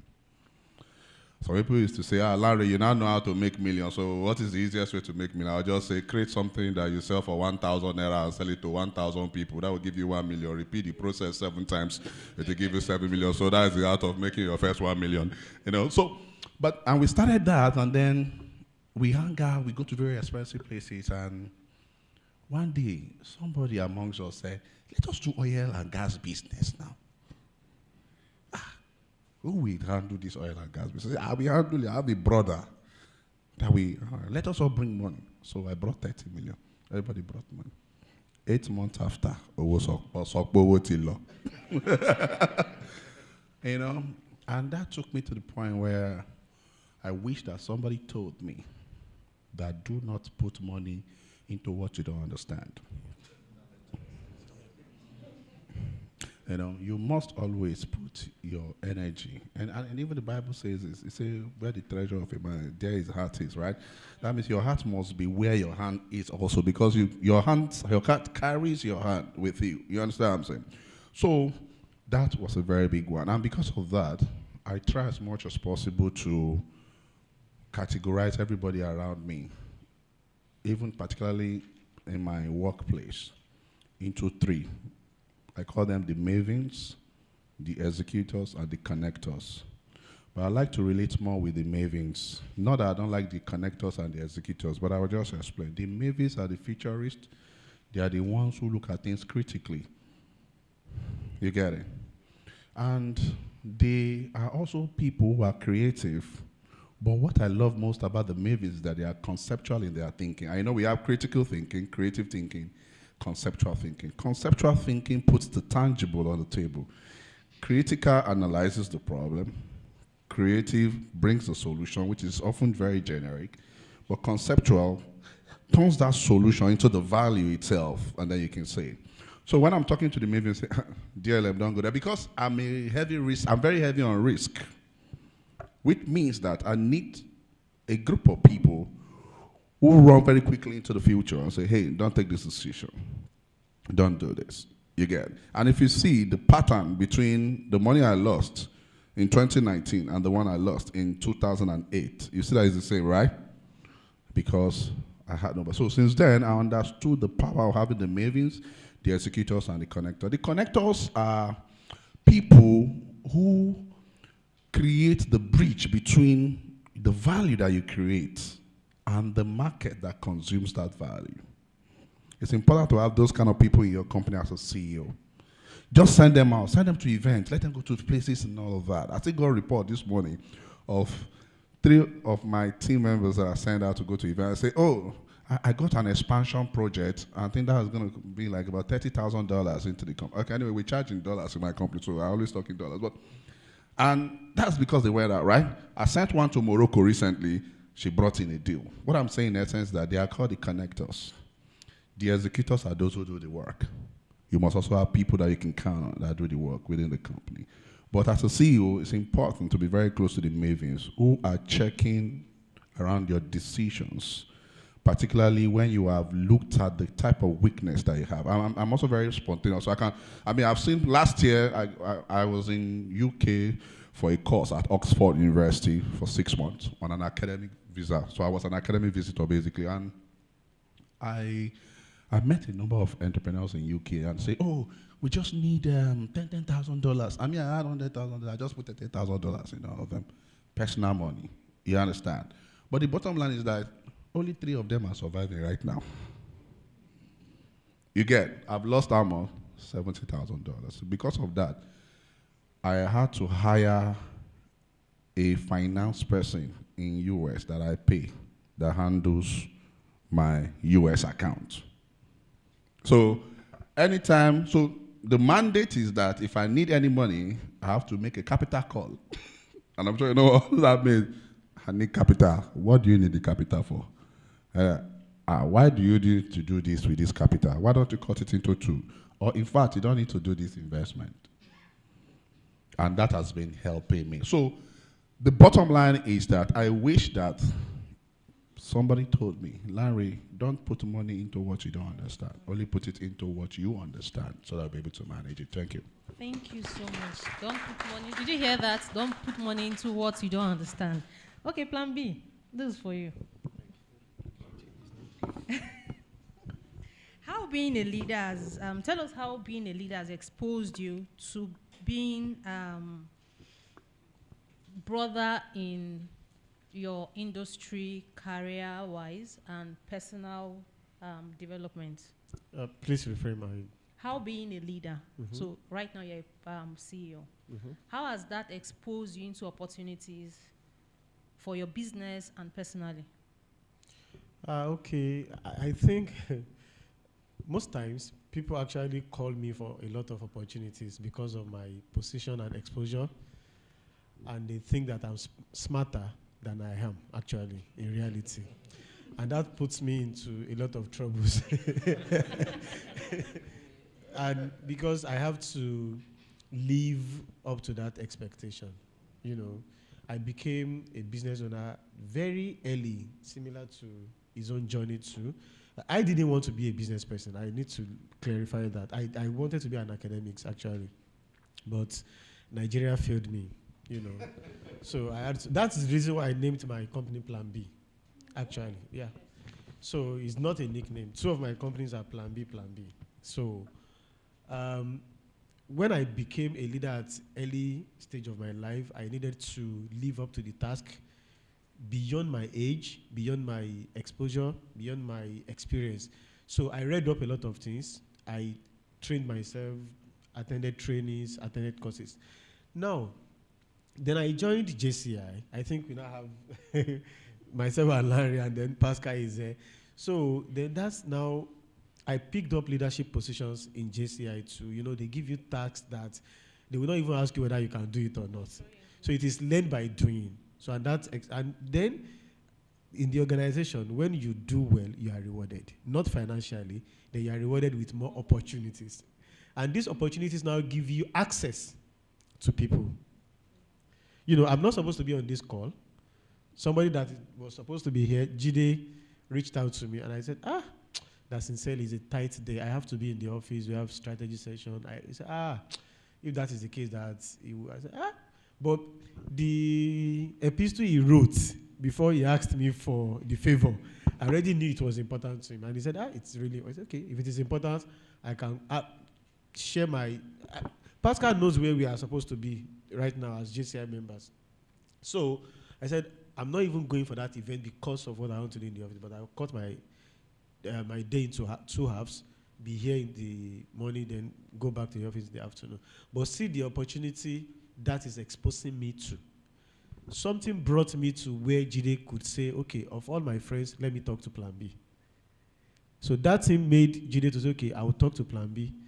Then from Jide, I got here and I said how rich my network is becoming from this afternoon, henceforth. You understand? So that is a typical example of how being a young leader in my business has exposed me to a lot of opportunities. It is the same thing everywhere. Somebody called me one day in my office. I don't do trainings for government. But somebody sat in my class where they didn't pay me and worked with the government, Lagos State. I said, the boss said that we need somebody that could craft a training for people that are working not within Alausa, working in remand homes. That they've not been giving them enough training. They sideline them. That I attended one guy's training. He's a young guy. So they were looking for somebody that is young, could connect with people that work with young people. So I sent my stuff. Is can you do another one? I did another one. I said, hey, very good. Nobody has brought something like this. And that's how I became a Lagos State government consultant on training and facilitation. So pretty much like I put myself in somewhere, then people see me there and they think, okay, because you are here, then you can also be there. So then the journey has always been like that. Thank you. Did I answer your question by the way? Yes, you did. We learned a lot from it. Okay, Patrick, this question goes to you. What do you find most rewarding about the ability to influence and make a positive impact in the organizations you've worked with? Now, this question is coming from the fact that you mentioned that most times when CEOs want to make decisions, the HR person is usually the to-go person to say, okay, I want to make a decision. What do you think? So that's why I asked that question. Thank you. Okay, sorry, could you rephrase the question again? So what have you found the most rewarding about the ability to influence and make a positive impact in the organizations you've worked with? All right, thank you. So yes, like you said, the nature of my job, keeps me close to the CEOs I've worked with. One thing that CEOs, I'm yet to work with any CEO who did not mention the performance of the organization and the performance of the people in the organization as a major concern. And it's a two-way, it's a coin with two faces, because as much as the CEO wants to see the business grow, the growth of the business is tied to the performance of the people. And, vice versa, there must be that correlation between the performance of the business and the performance of the people. So I would say one of the greatest sense of achievements that I've been able to get for myself was being able to, one, for my CEO, establish that direct connect between the performance of the business and the performance of the people. And because I'm a people manager, being able to tie the rewards of their efforts to what they get in return from the organization and the business. So when I say it's a two-faced coin, the business is performing, the CEO is happy, employees are performing, and they are being rewarded. And for me, I would say that was the greatest sense of satisfaction, because it has always been a pain point for literally every CEO that I've worked with. And I can even say my new assignments, which I just started about 2 weeks ago, it's my first one-on-one with the group CEO. It was still, so I'd say it's been a common denominator, and being able to speak to performance for the business, for the CEO, and for the employees in the business, I think that has been one of my greatest sense of accomplishments. Thank you very much. So this question goes to everyone on this side of the hall. I want us to give in 2 minutes advice to the audience, especially.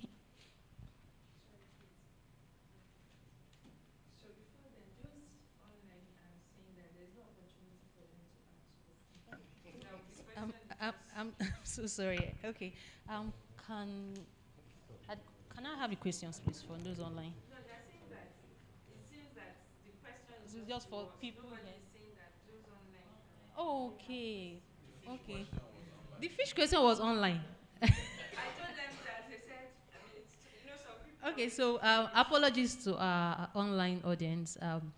So can we drop our questions online? We'll have Debbie pick the questions and read it out to our audience. So while we are trying to get questions from our online audience, I just want our guest speaker and our speakers to give final notes or final take-home points to CEOs, leaders, upcoming CEOs, and upcoming entrepreneurs. Just final words. Thank you. So let's start with Larry. I think I like starting with you. Well, it's good to use me as starters before the main dish. Of course, you can see the main dish on the other side. Anyway, so I often will say that for CEOs who want to start anything, whether you are starting or you are there, I read a book by a man called Gary Hoover. It's titled The Hoover's Vision, which sort of expounded on the original thinking for business success. The good thing about the book is that it was written over 35 years ago, but it's still very much relevant today because it was a book that was very predictive in its approach. Everything that was said 35 years ago are now happening today. And if you still pick up that book, you still see something that will happen next year from that book. It's a very powerful book. It's one of the books I don't ever give out. I have it in my library and I always read it. But in the beginning part of that book, it says CEOs should be curious. So curiosity is the best way to explore the world and come up with the best ideas. And it's in the process of that curiosity and exploring, you will find 4 important pillars which will form, the basis of the successes that we will run into, or everything we do in business. So one is purpose. You see, it's important for you to know the purpose of your business. Oftentimes, people don't know the purpose of their business, and that is one of the biggest problems in the tech ecosystem. You see a lot of young people who just want to be founders without knowing the purpose of the solution or the problem that they are trying to solve. And you see them doing the same thing everybody's trying to do, and then they get to a certain glitch, then they are off the hook. You see them raise so much money, $28 million, after 4 years, they are off the grid and all of that. It's a very big one. For me as an entrepreneur, these are, because maybe I've learned very hard lessons, it makes me to sort of understand these things better. Purpose. Second is vision. So you must have a vision that is dynamic and continues to change with time and environment. Because as time changes, technology, everything, the habit of our consumers and stakeholders will change. The vision must change like that, but must be progressive and consistent with the purpose. And he said, third, clarity. He said clarity is the most important thing, that if you are not clear about what exactly you are doing and where you are headed, then you'll be doing business for survival and not for revival, and which is very important. Those who do business for survival are doing it because they are thinking about the revenue and not the actual solution or value that they bring to the table that will run for over a period of time. Mention from statistics that businesses that are successful are businesses that have done up to 40 years. Are we thinking about that as a CEO? Would you sit down and make that projection and say, my business that I'm building today, will it last the next 40 years? But one thing that will make you know that that business can last for 40 years and over is that clarity. And the last one, which is an important pillar, he said, whatever it is that you are doing, after you have sought clarity, you should remain consistent.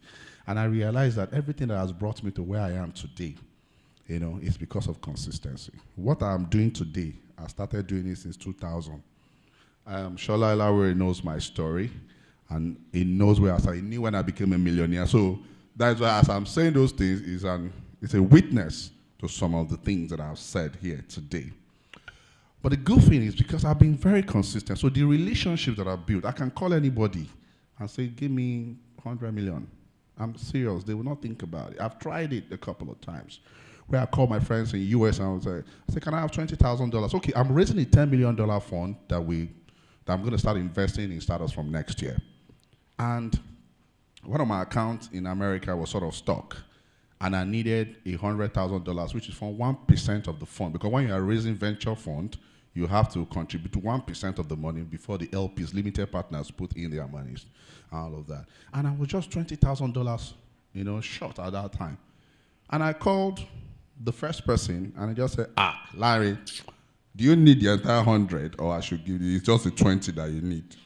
And just to show you the power of social capital and being consistent with what you do. When people know you with something, what it does for you is that it helps people to earn trust, because they know even when you fail, you will stand up again doing that same thing that you are doing. Maybe not using the same approach, but because you have understood purpose.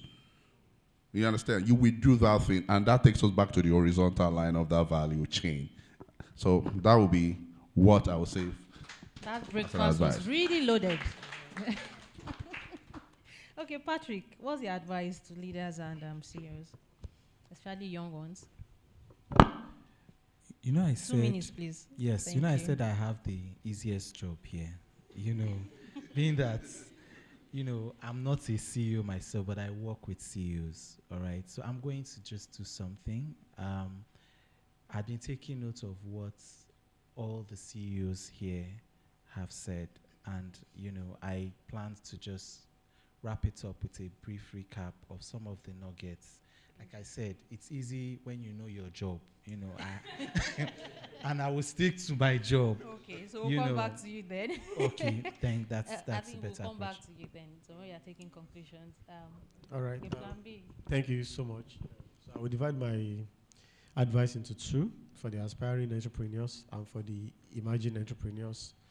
For the aspiring entrepreneurs, the simple advice from my very small experience as a small business owner is that the big ideas are not in big places. Your big ideas, life-changing ideas, are in places you least expect. So look around you, be curious, ask questions, look at already existing products. What can you do? How can you make them better? How can you repackage? How can you just add a little value to it and then start making money from it? Look, even tech. Look at Piggyvest. Look at another one that looks like it. Look at Tangerine. Look at all of them. They just have one other feature added, and then a new tech company is launched. Just think simply. Don't go and do a bad strategy session because you want to have small business. Your small business idea can come from even observing young children as they are playing. So people are launching very fantastic businesses from simple ideas. For emerging entrepreneurs and current entrepreneurs, please note that you will have different problems at different stages of your business. When you are starting, it will be about customers. It will get to a place, it will be about staff. I was discussing with Patrick and Mr. Soji the other time outside. As me, the tech department of my office, they are a biggest headache. And he just told me that, see, you are not alone. That is the problem we have. And he spotted also an error in the process. So that is a big headache for me. Profit is not an headache any longer because I'm still able to feed my family and I pay salary at the right time.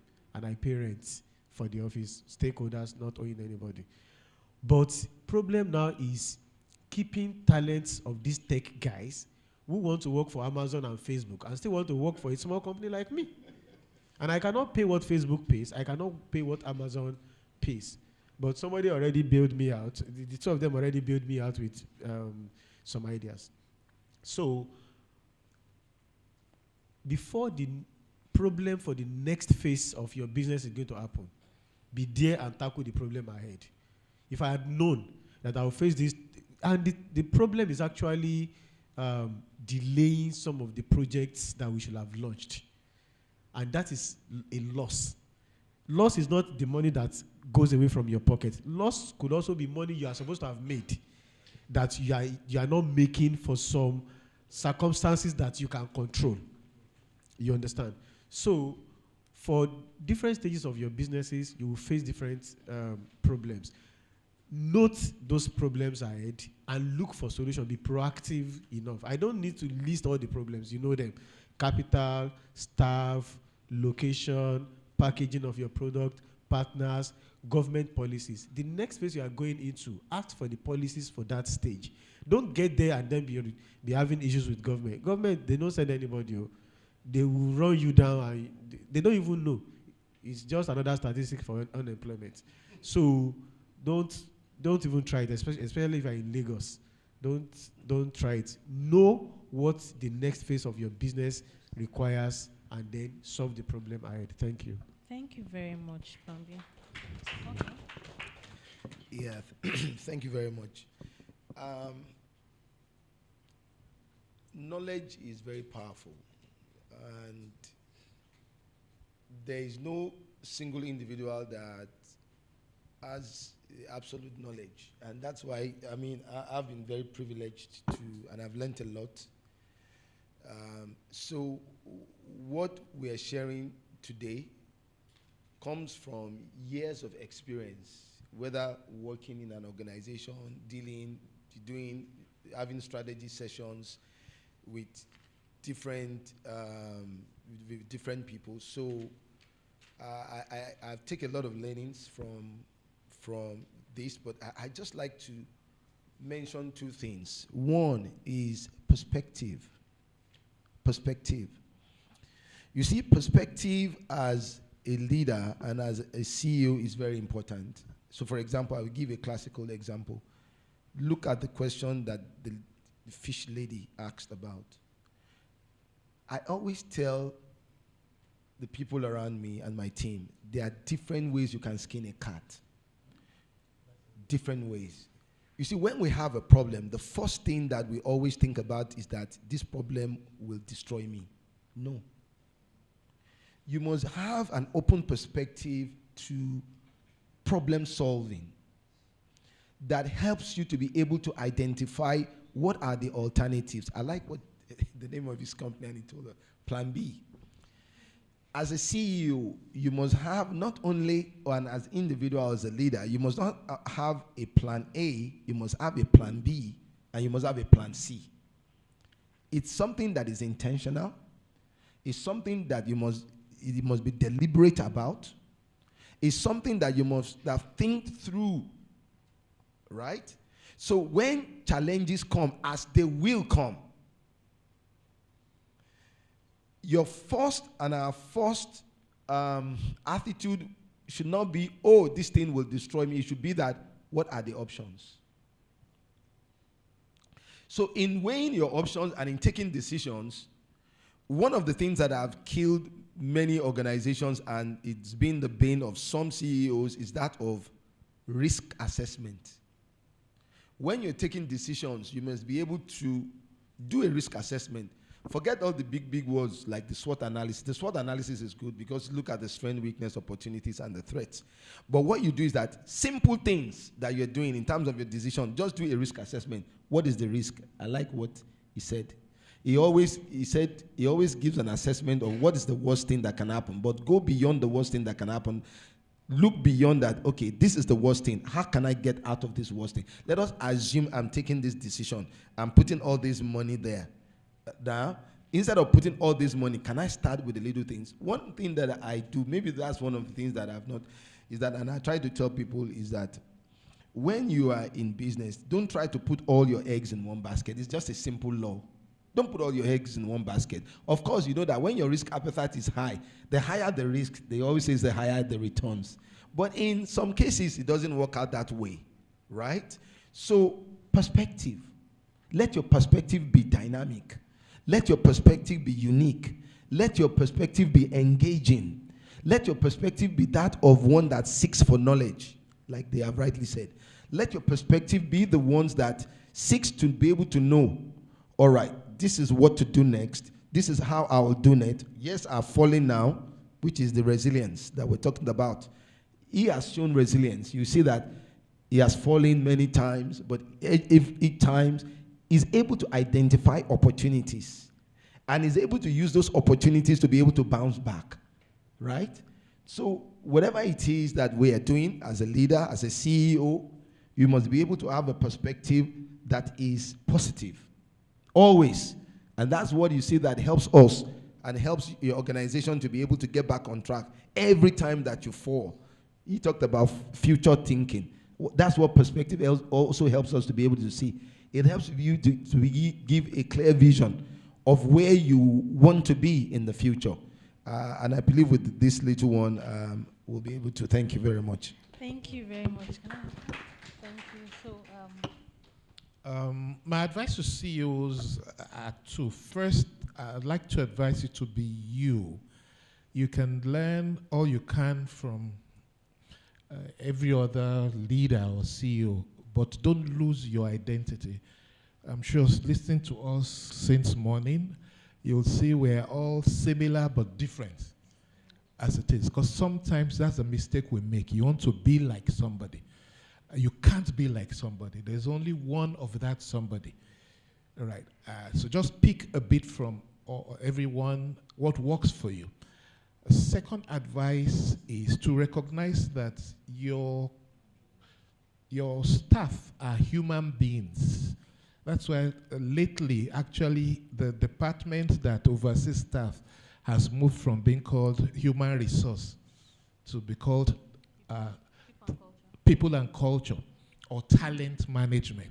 Because human resource looks at human beings like table and chair and generator, but they are human beings. And so you must learn to be a good leader that motivates. The challenge with motivation is personal.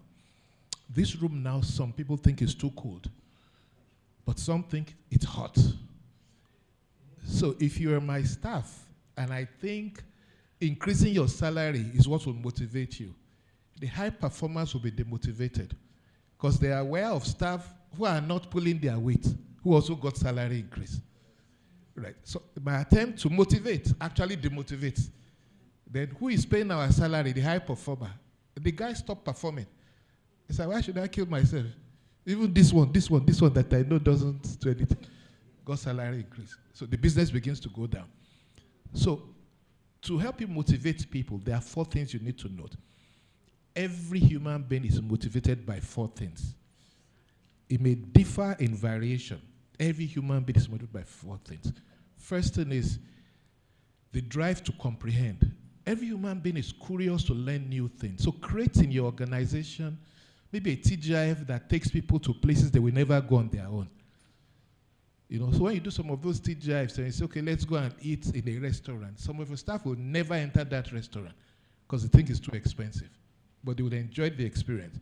So, okay, let's take a train ride to Abeokuta. I did that recently and I was shocked. Out of 70 staff that we took, 85% had never taken a train to Ibadan. To Abeokuta. It was strange. 90% had never been to Abeokuta. It looks like how? But the experience, that's a drive to comprehend. Because they comprehend things that you hear on the call. They are calling family. I'm on the train. We are to Lumon now. So that excitement, money can't buy it.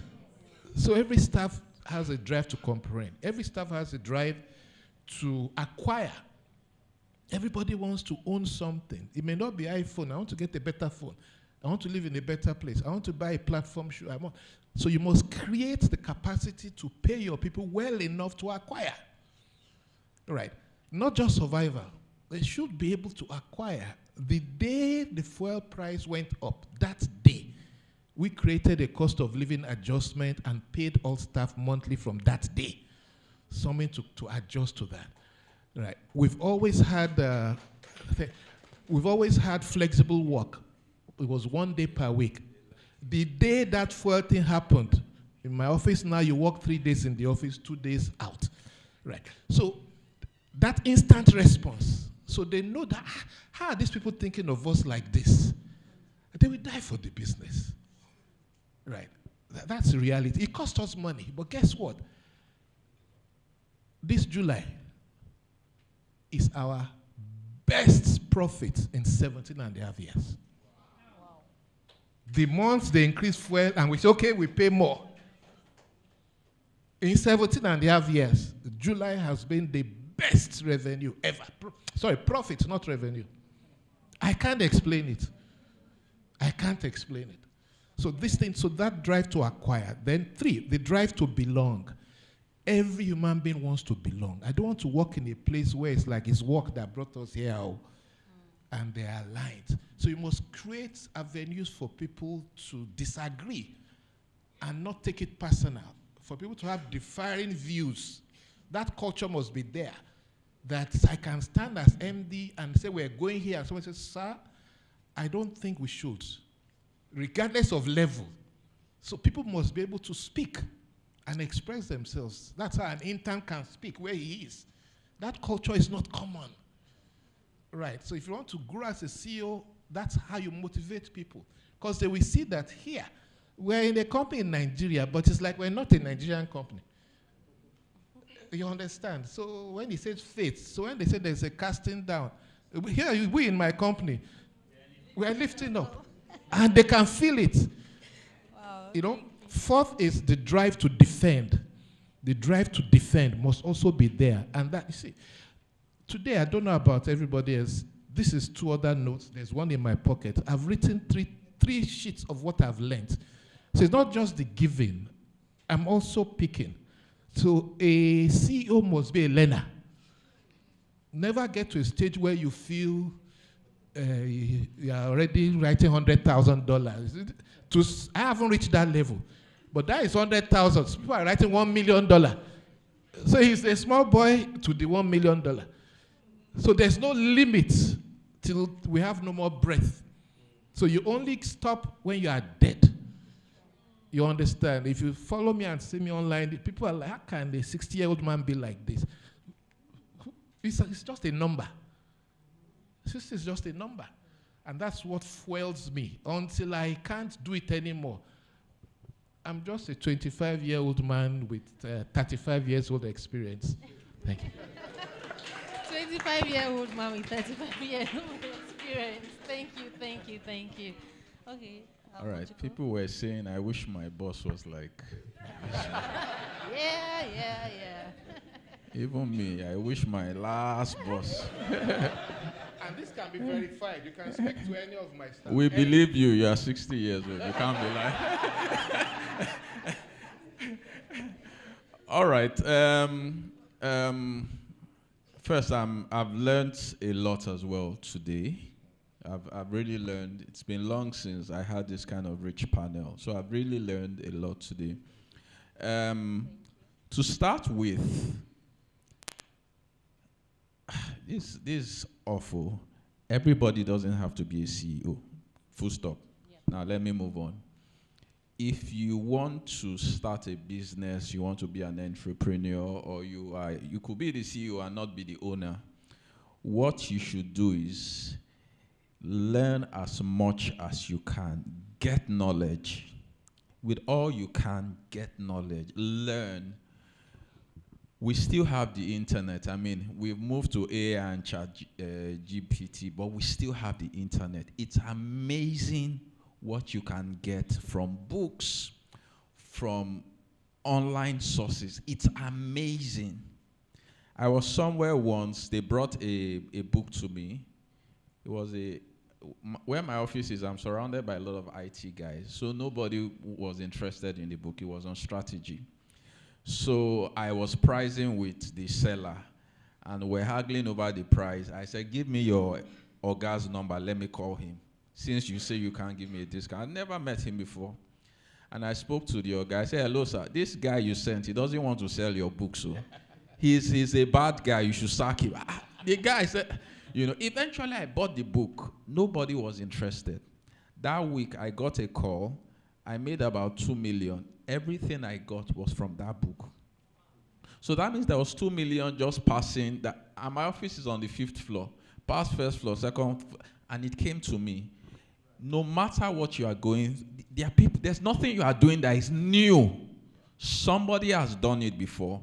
You can only improve on it, innovate on it, make it better. But you need knowledge. So always seek knowledge. No matter how you are doing it, it can be better. No matter how much money, he's here. He's obviously learned some things today. I mean, he's calling figures. Some people are saying, if I just hit 100,000,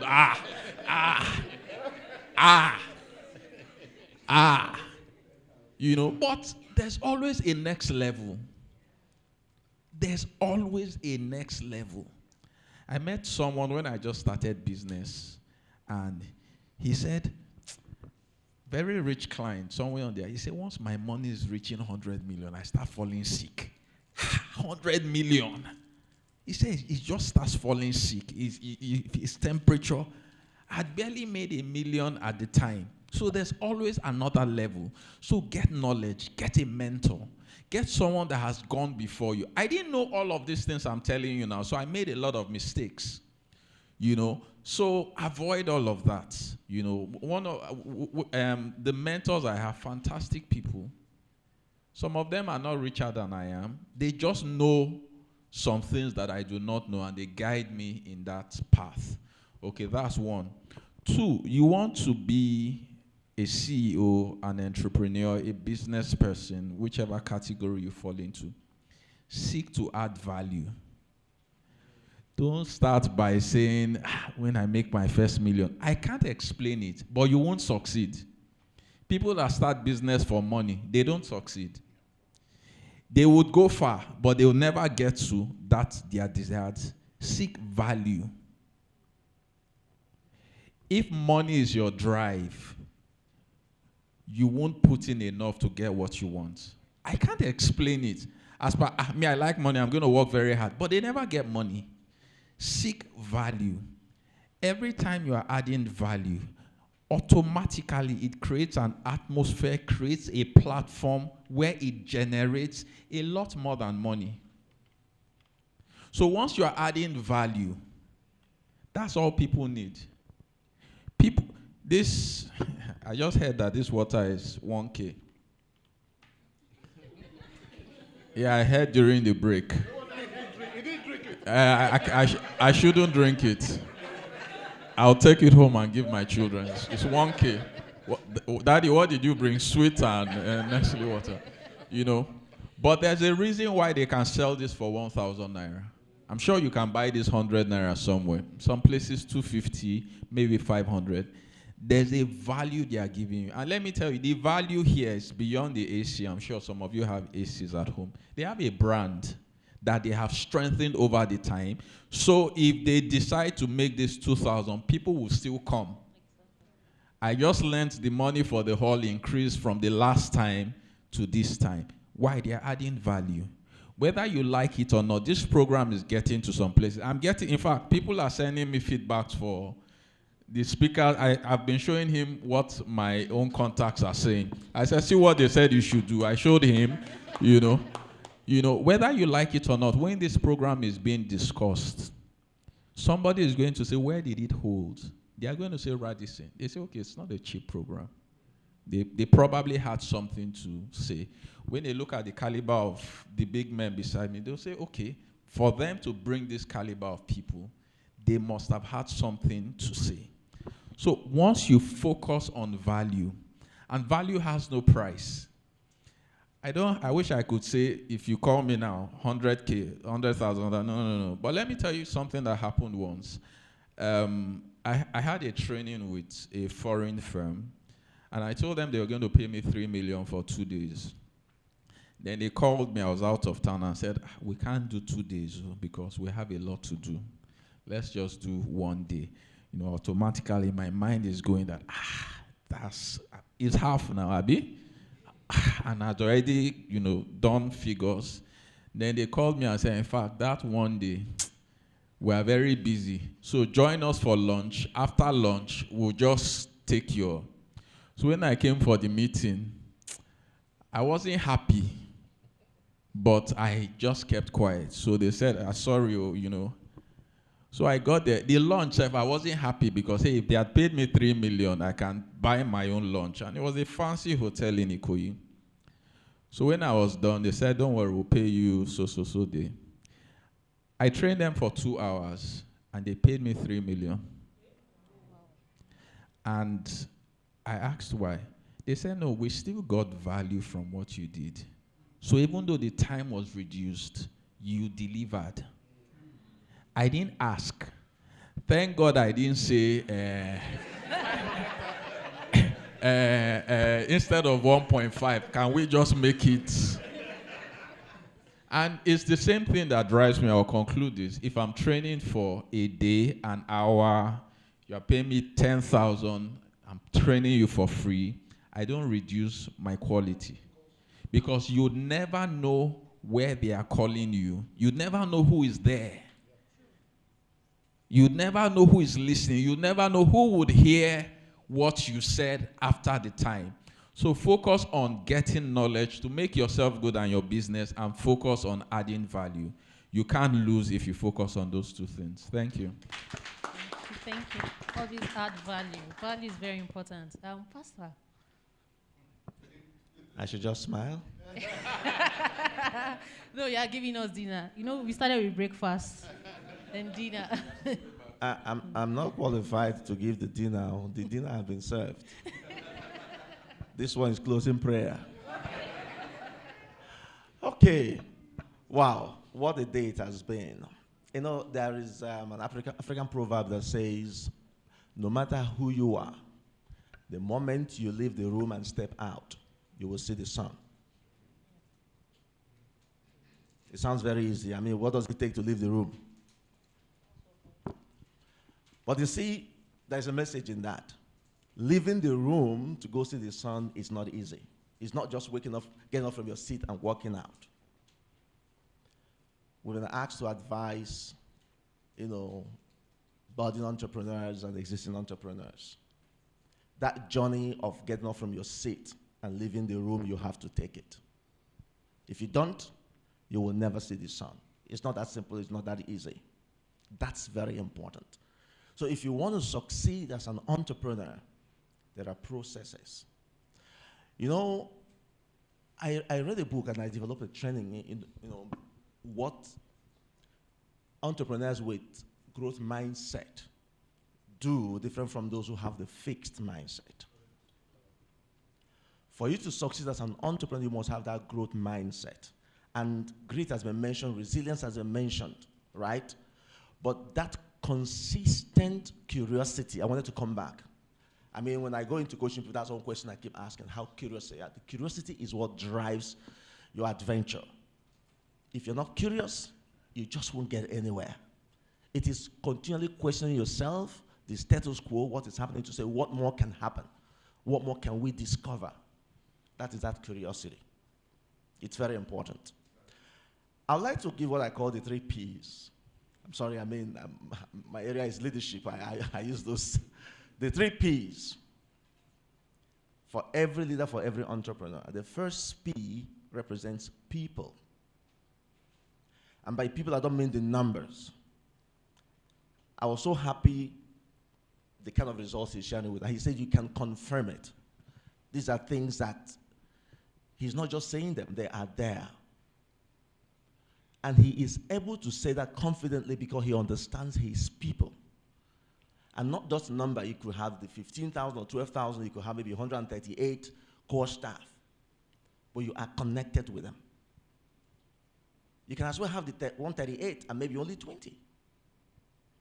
So the entrepreneurs must be able to understand their people and connect with them.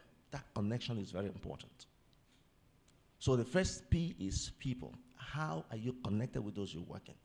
How much of your heart do they see so they can freely give their hand? And like you said, they can die for you. The loyalty becomes, absolute. That's the first thing every entrepreneur must do. Must identify those who will work with. The other P is purpose, if you like, and call it vision. And I really want to say something around this. There's a difference between a mere vision that you put on the wall and what we call compelling vision. Vision that is ambitious, truly ambitious. But again, let me say this. It must be ambitious but exciting. I repeat, ambitious but exciting. Now, being ambitious means you should not limit yourself. There's a saying that you should always aim to shoot at the stars, and if you miss, you find yourself on the moon, right? So you must set ambitious visions. Your purpose must be very, very ambitious. And that's why for me, again, I'm sorry to say, I don't use people as standards, role models, but I try to do things uniquely, differently, so that when you see it, my signature is on it. It might not be the best, but you will love it. That's what is important. So you must be ambitious. And then you must be excited about it, because the excitement comes from, if I am able to achieve this, what state of mind would I have? We all set goals, right? The things we want to do. So always question yourself, if I hit this target, if I achieve this goal, what would that do to me? What will it bring to me? What fulfillment will it bring to me? Once you understand that, the excitement kicks in, and that excitement becomes a driving force for you to pursue that vision and the goal.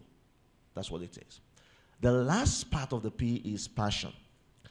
You know, and believe me, passion is not natural. You can build it. You can develop passion around something that you probably didn't like. But how does that happen? How can you develop passion around something that you started working on? So again, you have to go in and question yourself. That's where justification for what you do and the solutions you're providing will come in. If your entrepreneurial endeavors are not providing solutions, then I'm sorry, you're not an entrepreneur. But when you understand that solutions are provided and you see yourself as a contributor to a common good, a contributor to a better world, contributor to, erasing or reducing unemployment, contributor to common wealth, then the passion starts developing, because you understand exactly that this is what you wanted to contribute to, and your entrepreneurial endeavor is helping you accomplish that. So you must develop passion around what you do.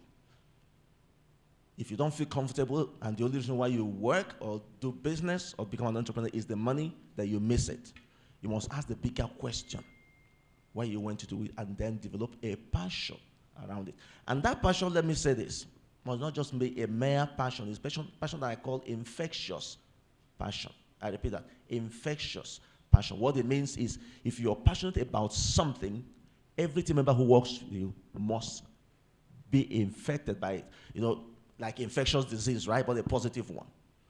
So every other person must have it rubbing off on them. And when you do that, then you have gone through that process to say, okay, this is the purpose. I have the people. I am passionate about it. Then what next? Now, that's where sustainability comes in. It is important, because it doesn't matter how fantastic the idea is. You have a fail-proof business plan. There's no guarantee that something could not go wrong. So you have to come by that repeatability to ask yourself the question. There's in JCLOs, remember what we call the active citizen framework, where you say, you have to do evaluation and come back and begin to check where things has gone wrong and how to remedy it. And that's the same thing every entrepreneur must do. You must get to that point where you have to say, okay, is this sustainable? For how long can we? And then the question of processes that he talked about before. So that when you are no more there, that business can run. The business must not revolve around you alone as an individual. That is very important. Now, let me conclude. When I talked about VUCA before, we only heard from me volatility, uncertainty, complexity, and ambiguity. But we have been told that for you to deal with volatility, you must have a clear vision. I don't want to explain because I have no time. For you to deal with uncertainty, you must have an understanding of your climb, what's happening around you. And for you to deal with complaint, you must have clarity, break down in simple terms. And the final one again, the word I love so much, for ambiguity to be taken care of, you must have agility. Consistent, being dynamic, revolving, changing with the time, asking the question, curiosity, all the time, what's happening? What's happening in the industry? There are people who operate in the industry, but the truth is, things happen and change, they don't know. They don't know. There are people who probably had invitation to come here at no cost, free. But they're not. They're somewhere doing something else. We may not be the best of experts, but there's no way person who had listened to this who cannot say, oh, I'm taking 1 or 2 nuggets away that will help me. Even myself now, I've also made notes like he did. And then the network. I mean, some of us are meeting for the first time. Some probably some years we didn't meet. And some are regular faces. However you look at it, the network that you are building, it's one that you cannot buy with money. In conclusion, every entrepreneur must understand, and I use this word a lot, there's a word called benevolence. For us here, we're talking about charity, agape love, and all of that. But the Japanese have told me that benevolence means distress, pain. Pain. And what that means is, when you understand something that causes you pain, what do? You do everything to take away that. If you say tumor, you get a surgery. Anything that causes you pain. So every entrepreneur must anticipate and expect pain. That pain is what triggers you to continue to ask the question, what more can I do to get this cleared? So everything, I wish all entrepreneurs distress, but one that will trigger that innate, curiosity and question to help you come out, not only for yourself, but for everyone around you. So I wish all of us distress as entrepreneurs. Thank you. Wow. Thank you so much. Can we put our hands together for the speakers? So, to the gentleman with the most easy task in the room, he understands the assignment. Oh, yes, I understand my assignment. And when you do, your job is easy. My job is easy. So, again, I have the easiest job. But, I want to just thank the speakers. They've done more than justice to this topic.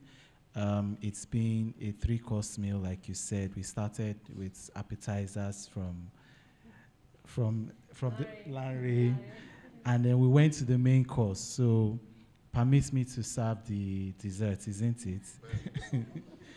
So, I'll just do a brief recap of the salient points, each of the speakers, our esteemed speakers, talked about, just to wrap up the conversation for today. Lanre emphasized very heavily on, the things that helped him succeed. He emphasized heavily on being a visionary CEO, the importance of being visionary, and also the importance of having social capital to be able to call on and leverage on. One other key nugget he left with all of us was that as a CEO, don't put your money into what you don't understand. He shared stories of how he's gotten his fingers burned, in times past by not following that principle. He shared the process of the entrepreneurial process, where he said it starts with an idea. The idea leads to a product, and the product leads to a company. Ochuko talked about entrepreneurial mindset. He said it's all about taking ownership. He did not just talk about the entrepreneurial mindset, he also mentioned the intrapreneurial mindset that even those of us who are not entrepreneurs should have. He also mentioned the importance of risk management as a CEO, the importance of getting knowledge, and also how important it is to focus on value and not money. Pascal, he mentioned that, being a CEO is all about not just having theories, but being able to deliver practical deliverables, practical results. He made it akin to hard work, or, he mentioned the heart, the head, the hand, and the habits, exactly. So he also mentioned the importance of being resilient, taking responsibilities, having a growth mindset. And I must say also, there may be some common denominators that permeated the entire conversation, just to put it out there, that, some of their experiences, were shared. And then he wrapped up by talking about, the 3 Ps, being people, purpose, and passion. Plan B. He started off by mentioning the importance of creativity, innovation, and flexibility as part of the mindset that every CEO should have. He also talked about the fact that every successful CEO should be able to live in the future while still being here in the present. He also wrapped up by saying that it is simple ideas that lead to big businesses. And then he also, also briefly mentioned on the common denominator of looking out for opportunities and also being able to leverage on your network. Femi started his, he mentioned that the mindset that's necessary for every CEO is that they should be a change agent. He also emphasized the importance of institutionalizing succession planning within the organization, that every CEO should ensure that their success is able to outlive their personalities. He advocated that CEOs should give their best, and he also talked about the importance of perspective for a CEO. Mr. Soji, he left us spoiled. In fact, he made my job the easiest. I literally say I'm spoiled for choice on where to start and where to say he ended it. But he mentioned a lot of things. He talked about leadership. He talked about results. He talked about the importance of every CEO having a mentor. He talked about the importance of every CEO, everybody being able to sell and market. He emphasized the importance of building people as they in turn will build the business. He emphasized also on the need for every CEO to be authentic. They shouldn't lose their individual identities.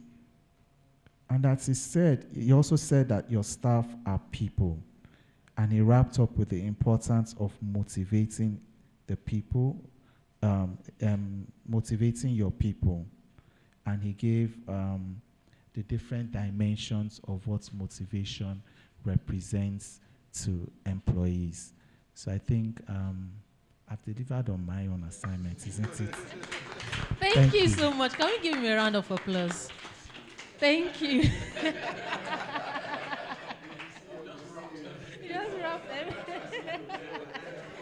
Okay, I want to say that has been an interesting conversation since we started. Thank you once again to all our speakers, and thank you, our guest speaker, for gracing us. Again, we need to say a big thank you to Emages. Yeah, please come put our hands together for them. The entire team of Emages, thank you so much. We've all learned a lot of things, and I'm sure our speakers online will be so excited. And again, it's on YouTube, so we can always go back on YouTube and rewatch this show, and we can download it, like, share, comments, and I'm sure if you put questions out there, our speakers will also want to respond to your question. At this junction, we'll be calling on the Chief Master, the CEO himself, and Chief Servant of Emages. Thank you so much. Omotayo.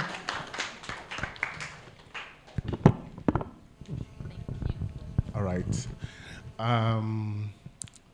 I don't know what I can say, but let me start by saying a very big thank you. And before I make my statements, right, I would like us to give all the speakers a very big round of applause.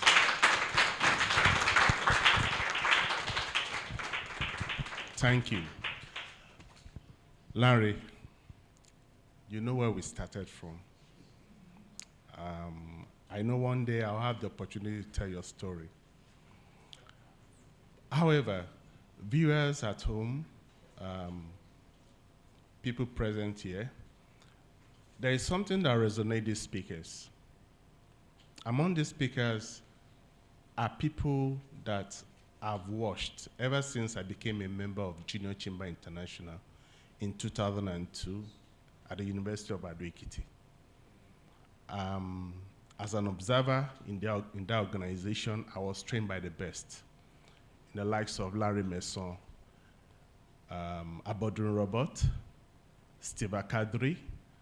And I must say this, when I made that decision to become a member of this organization, I could remember I used to spend almost half of my money given to me by my mom to pay for my financial dues.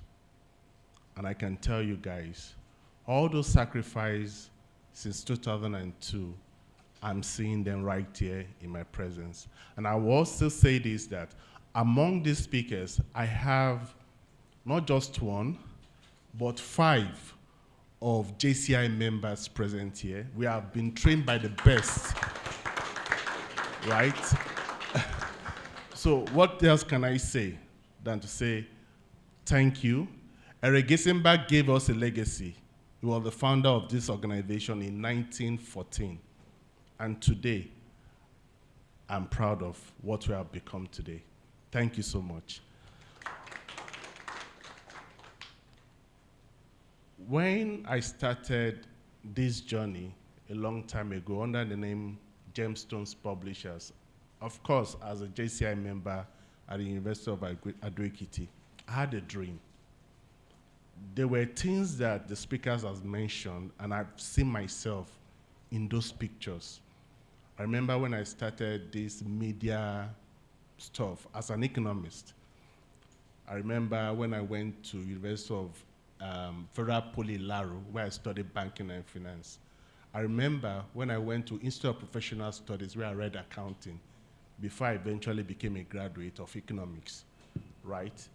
I never thought of myself becoming a media professional. But JCI has always been in that background. We paid a courtesy visit to the only private newspaper agency in Ado-Ekiti. Under my collegiate president, she is late now, may her soul rest in perfect peace, Shola Ajayi. And after that courtesy visit, on my own, I was coming back from campus when I dropped from the bus and I went to that company. And I entered that company and I told the secretary I wanted to see the MD. The doggedness, the courage. I will tell you, I'm a very shy person. I hardly talk. But because JCI went to see the MD, the lady gave me audience. And that particular day, the man took me into the printing press room. And I was inspired. And today, or let's say then, I told myself, I'm going to have the largest multimedia organization in the world, right? I was talking to Larry about our plan to start a news media agency like CNN. I always have a big dream in Canada next year. And the truth about the issue is, in every of my decisions, even though I've made a whole lot of mistakes, I've lost money. If I say I've lost money, yes, I've lost money. I don't know of Larry, but the truth is, I've lost money. I made sacrifices. I will tell you, there was a time I left my mom's house to go and sleep in a friend's house for 1 week because we had a very big fight. I made decisions. And at that point, I told myself, I'm going to make it. And that was the success story. And ever since then, it was no looking back. Larry, I would like to say a very big thank you. I drew courage from you. I know that there are some stories we cannot tell them here, right?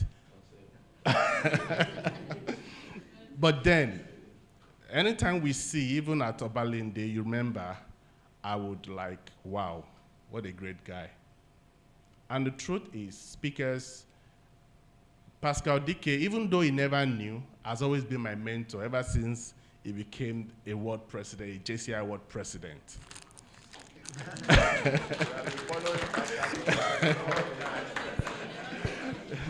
So, my host, I know you are in charge of this, but permit me to do this. I just have to. Sir, I'm so honored, right? There's someone I used to call Bros, of all Bros. He was a director, he was a leader. Even sometimes when some people in my school, then in Believers Love World, came to me to say, Bros, he doesn't know how to sing, but there's something about him. He knows how to direct. He knows how to teach. He knows how to inspire you. We always call him Bros. And one day, I decided to pay him a visit at home. You know, my home in Ado-Ekiti was the other side of where he was living, Adeun. He was living in Adeparusi in Ado-Ekiti. And I went to his house, and we started talking. He told me something. He said, don't you ever give a reason for a reason, or a mistake for a mistake. Wow. Or an excuse for an excuse. Till date, I always tell myself that I will never give an excuse for an excuse. Bros, for everything, thank you so much.